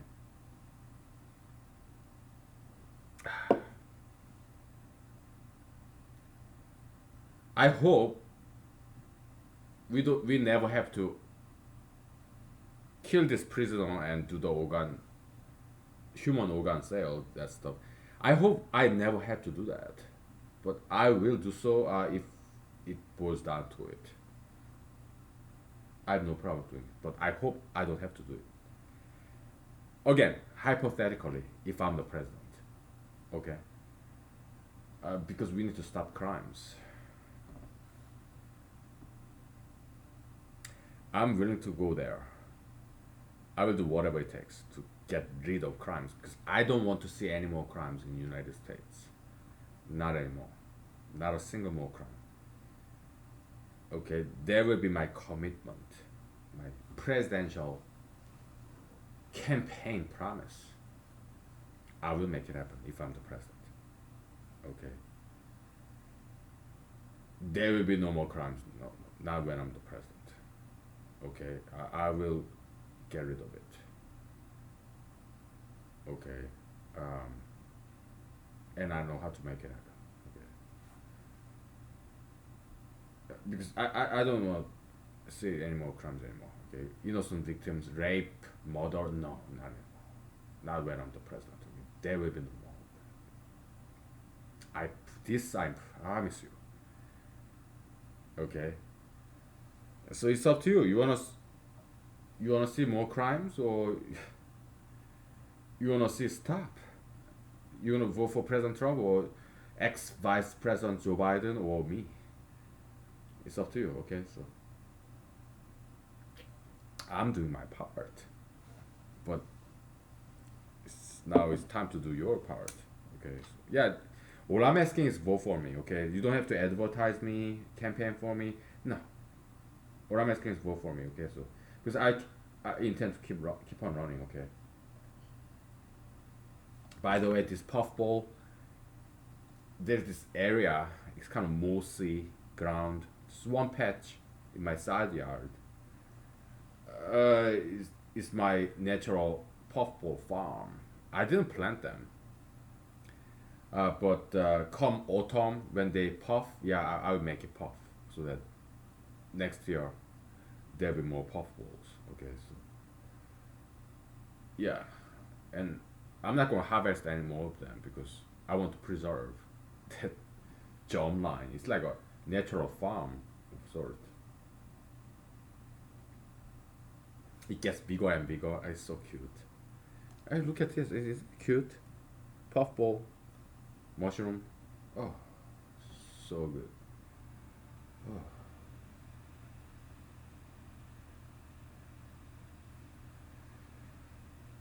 So yeah, you know,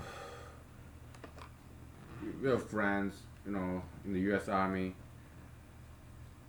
We never single used any weapon against us. I mean, yeah, there are some incidents, when I was in Fort Hood, Clean, Texas, Fort Hood. There's some incidents between soldiers with some knife fight, but never gunfight though. Yeah, sometimes they do get in trouble, but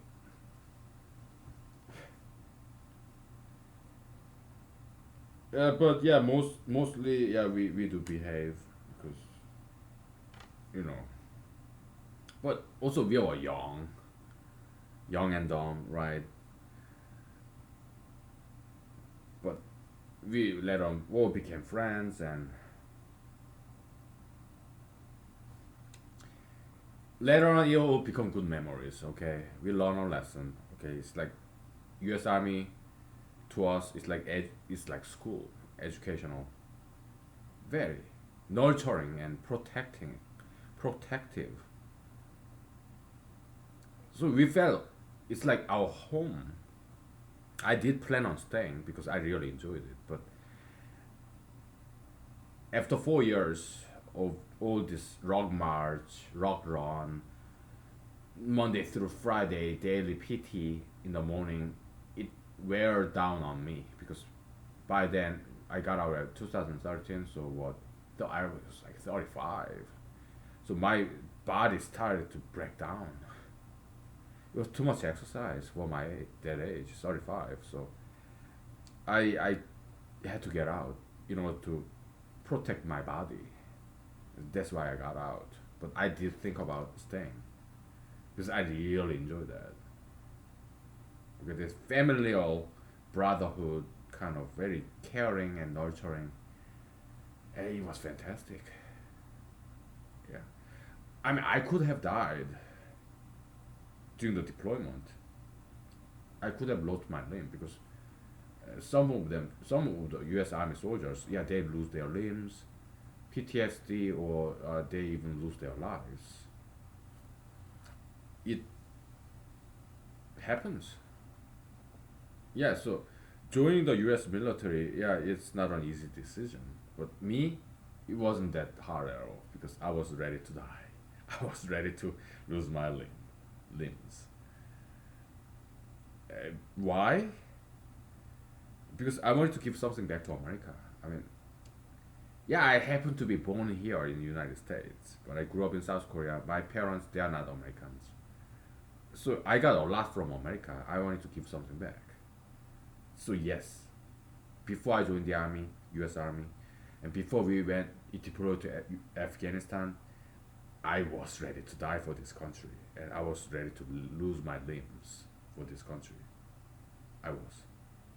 That's why I joined U.S. Army, and that's why I deployed to Afghanistan. And I was ready, and because I was grateful to America and American taxpayers because they gave a lot to me. When I was in U.S. college, somewhere in the Midwest, I got Pell Grant and in-state tuition too, because I worked as a grocery supermarket worker for about a year, probably more than a year. Okay, because that's the minimum for the resident tuition.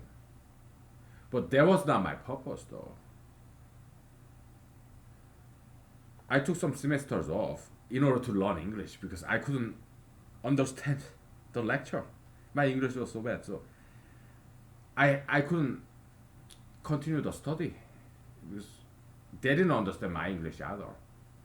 So I was in a grocery store, right, working as a beggar because that's all I knew how to do. Yeah, shopping cart collector, and I studied English on the spare time. It was not easy. Learning a brand new foreign, it wasn't brand new. Yeah, I studied English. I was good at it in Korean high school, middle school, elementary school. I aced all those exams, but still, it's It's different. Reading the books, learning the grammar, memorizing vocabulary is different from actually you speaking it, because you have to think in English. It's a creative process. Yeah, I used to translate from Korean to English whenever I speak every single sentence or word. It was not easy.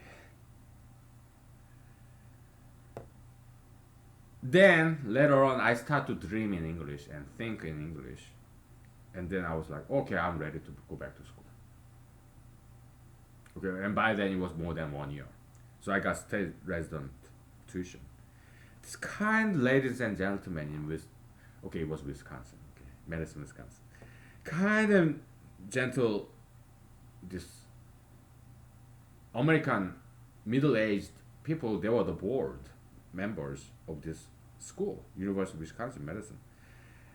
They gave me this resident tuition status. They could have said no, but they gave it anyway.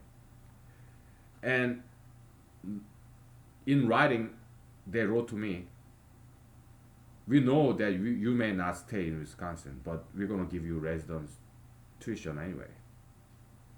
That's status. It's like a lot cheaper than out of state tuition. Wonderful people, great Americans, very charitable. Okay? So, yeah, I say a lot of bad things about cheese. Wisconsin is very well known for cheese production. Uh, but it's this. If I'm against cheese, it's about we adults. We have to watch what we eat. Do I eat cheese sometimes? Yes. But for young kids or young adults, like in their 20s, maybe up to 35. Because up to my 35, I didn't have to watch what I eat. I did eat a lot of cheese. I still love cheese. But 35 and on, I started watching what I eat because started to get some belly fat and I didn't want it. So I stopped eating cheese. That's it, okay? But 35 and under, I ate a lot of cheese and I never was obese, okay? And cheese farmers, yeah, well, they can diversify what they farm, right? So, yeah, we'll take a break, okay? Because I don't want to start crying. You kind of sense that, right? Yeah, we'll take a break and we'll talk about whatever, okay? But not economics, not mathematics. Because today's Monday. We on Mondays, yeah, we take break from those academic stuff, okay? Take 5.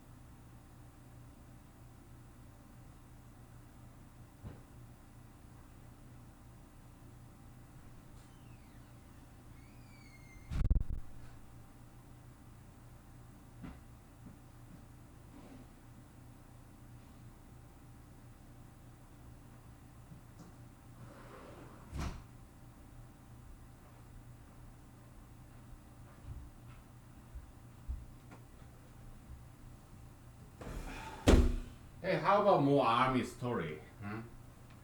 Yeah. Uh, I told you what state. I went to school in Wisconsin. Okay, and I didn't want to tell you because I'm a very controversial figure, at least. So some people really may not like me and my opinions, and so I don't want to taint my alma mater, my like mother figure schools or companies or organizations. I don't want to hate those organizations because you hate me. Okay, I don't want to taint those mother figure organizations with my ill bad reputation. Okay, I want to protect them from me, from my bad reputation. I don't want my bad reputation kind of small mar uh, defame them. Okay, if you think I'm a bad person, it's just me. It's not them.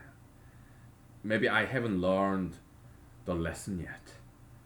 Okay, it's all my fault. It's not their fault. Okay, so that's why I'm really hesitant to name the organization that I once belonged to, because I don't want my bad reputation touch them. I'm kind of very protective. Okay, so because if you're a politician or aspiring politician, you have many enemies. If you have some backbone, if you stand the ground, if you fight for something, if you stand up for something, you're bound to have many enemies. And you don't want your loved ones to be defamed in any way. Okay, so that's why I'm very hesitant to talk about the institutions, organizations that or schools that I once belonged. Okay, because I'm very protective of them. Okay, so yeah, there's some stories in Wisconsin that I haven't told you yet. Maybe one day I will.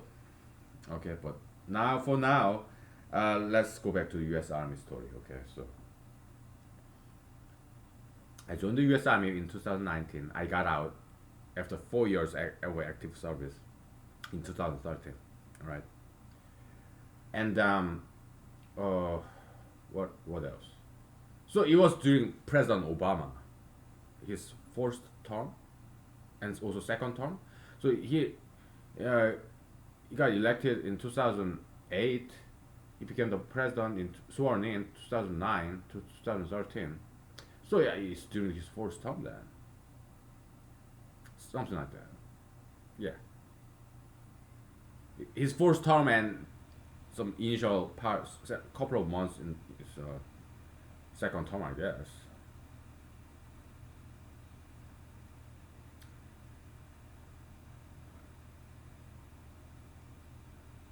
Before him was President George W. Bush Jr., right? George Walker Bush, President Bush Jr. He was a conservative figure, right? I like him. I liked him, and yeah, because I kind of thanked him in my mind for this Pell Grant because he kind of expanded that when I was in college. Okay, so yeah, I kind of feel like I owe him. Okay, so yeah, I like him. It's cool.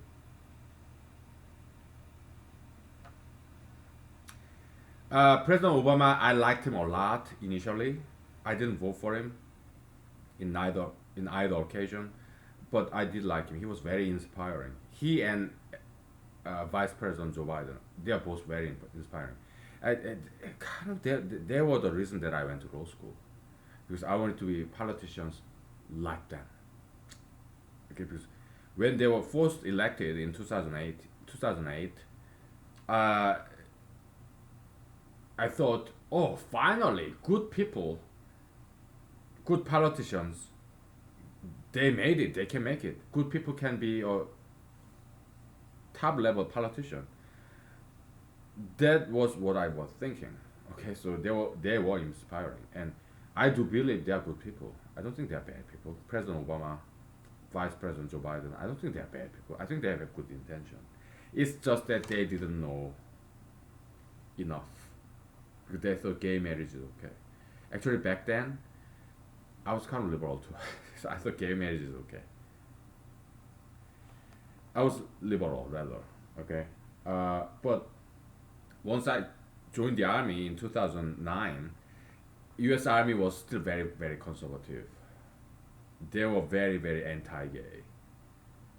Okay, and we would say when we see something like kind of like coward like, so when we see some cowardice, some soft weak thing, we would say, oh, they're so gay. We would say that, okay? When I was in the U.S. Army, it was very conservative, and was stationed. I was trained in Georgia, stationed in Texas. They're southern states, American South. I mean, it doesn't get more conservative than that. But of course, Alabama, maybe Louisiana too. I've never been to Alabama. I've never been to Louisiana, but I got some army friends from there. Okay, so maybe there's very conservative people.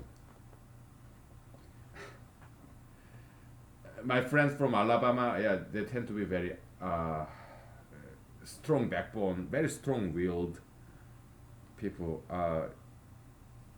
Yeah, they're cool. Okay, so sometimes they give me some hard time, but they're cool. What? We have 15 minutes left. Give me 1 second. Let me talk to my friends real quick. Okay, so.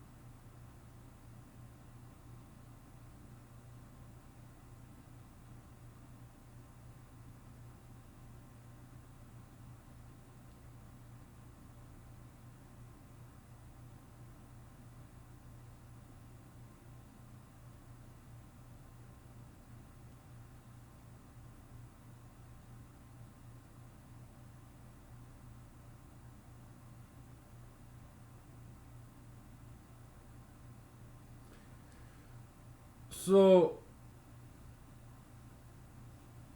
when I was stationed in Fort Hood, Texas, President Obama started to change the policy, U.S. Army policy, like because before President Obama, before President Bush, and also President Clinton, because President Clinton, when he was president, Bill Clinton, when Mrs. Clinton was the first lady, not first wife, yeah, first wife.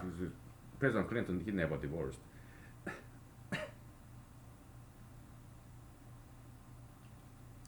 First Lady Clinton, Hillary Clinton, okay, hilarious Hillary. They were both anti-gay when Bill Clinton was the President Clinton. Okay, they were anti-gay. DOMA, domestic. What is DOMA stand for? Defense of Marriage Act, right? Yeah, it was Bill Clinton who signed it into a law, defining marriage between one man and one woman for tax purposes, federal income tax purposes. Okay, so that's Defense of Marriage Act. Okay, so Bill Clinton signed it, Democrat. Country back then, America, this country used to be like that. It wasn't that long ago. What, 10, 20 years ago? Even Democrats were anti-gay, including Mrs. Hillary Clinton and Mr. President Bill Clinton. They were anti-gay. It wasn't that long ago. What, 20, 30 years ago? No, not even that. 15, 20 years ago. Entire country was anti-gay back then. And then it changed around the time of President Barack Obama. But he didn't change it. No, he just rode on top of those social change, political climate, because I've read even Senator, Illinois U.S. Senator Obama used to be anti-gay when the rest of the country was anti-gay, when the whole country was anti-gay. But he saw this change in political climate. Gayism was like rising, pro-gayism, gay marriage was rising, up and rising. So he just took advantage of that. He's a guy with no backbone. He doesn't stand up for anything. That's President Barack Obama. Okay, he has no backbone. He's just flip flop, go whatever with the mainstream majoritarian is. He has no backbone. And an author, I don't know his name, but there was this author, established author, American scholar. He wrote his biography. He wrote President Obama's biography, and his conclusion: this is a hollow man. He has no backbone. He doesn't stand up for anything. So that was his conclusion after researching his life, President Obama's life. This guy is flip flopper, really. So yeah, he changed the policy in the U.S. Army. No more don't ask, don't tell. Okay, gays can be outspoken about their gay status. So we, as U.S. Army junior enlisted soldiers, we resisted that.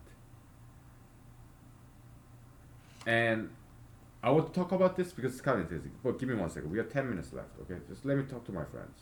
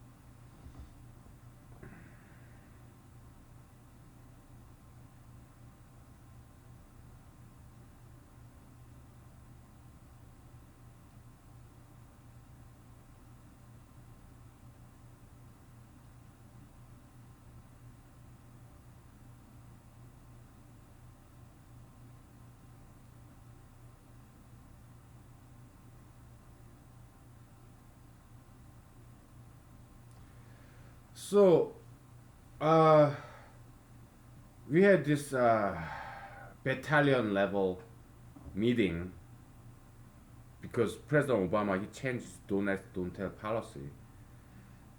I don't remember what year that was. Was it before the deployment or after the deployment? Probably before the deployment. Okay, I'm guessing. So probably it's like 2009. So we have all this, NCOs, soldiers, battalion level. It's like hundreds of soldiers, hundreds, and a lot of the commissioned officers, XOs, executive officers, commanders, us, junior enlisted, and NCOs, non-commissioned officers like sergeants, master sergeants, So it was all of us, and they wanted to inform us. It was kind of Q&A session, kind of meeting, big meeting, big lecture hall, hundreds of us soldiers. It's a battalion. Okay, there's platoon, about 30 people, company, about 100 or 200 people, and then next level is battalion. It's about maybe 300 people, 500, I don't know. Next level is brigade. Probably that's about 1,000. I'm not sure. Okay, so and after the above the brigade, there's division. Okay, above the division, there's entire base. Fort Hood is a big base, beautiful base. Oh, I love Texas. Clean Texas, I love that town too. Fantastic people. Okay, so yeah, amazing. I love Texas. Yeah, there's some rednecks who gave me some hard time, but they're cool. Okay, yeah, I love Texas. Okay, so all right, so let's focus. Okay, so this President Trump made this new policy, so there's a big meeting, okay, to inform us about this change of policy, don't ask, don't tell. And there's this female army lawyer, like JAG, or Judge Advocate General. Kind of interesting name, JAG. Interesting name, Judge Advocate General. Interesting name, okay, so. Female army lawyer, okay, so she explained to us, yeah, hey, there are gay guys among you anyway, lesbian girls among you anyway, so we are just trying to make it out in the open, so nothing changes because there are gay guys in the army anyway,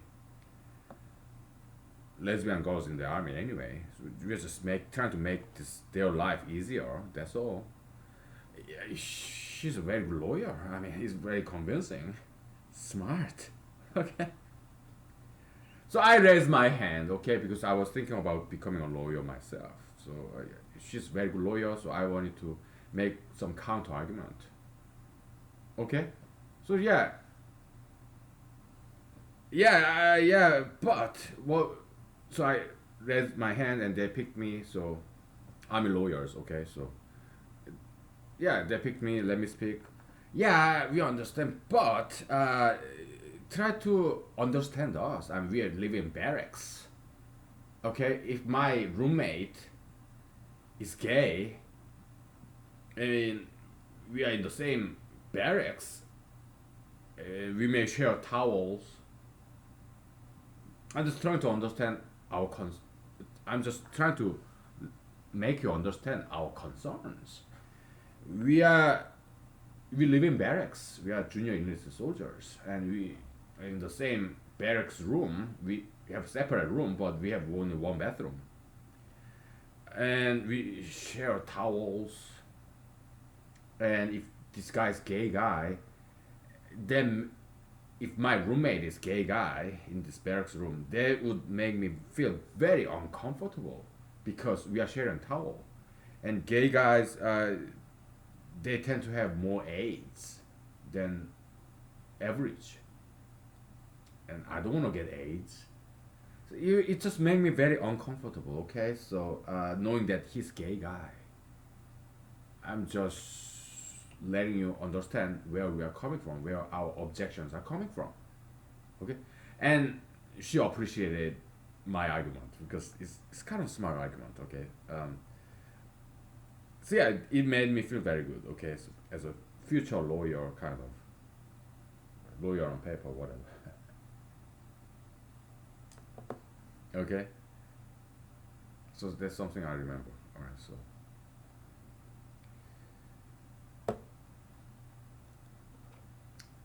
now in 2019, U.S. military, including U.S. Army, have become very, very liberal, heavily influenced by President Barack Obama's policy, pro-gay policy, legalization of gay marriage.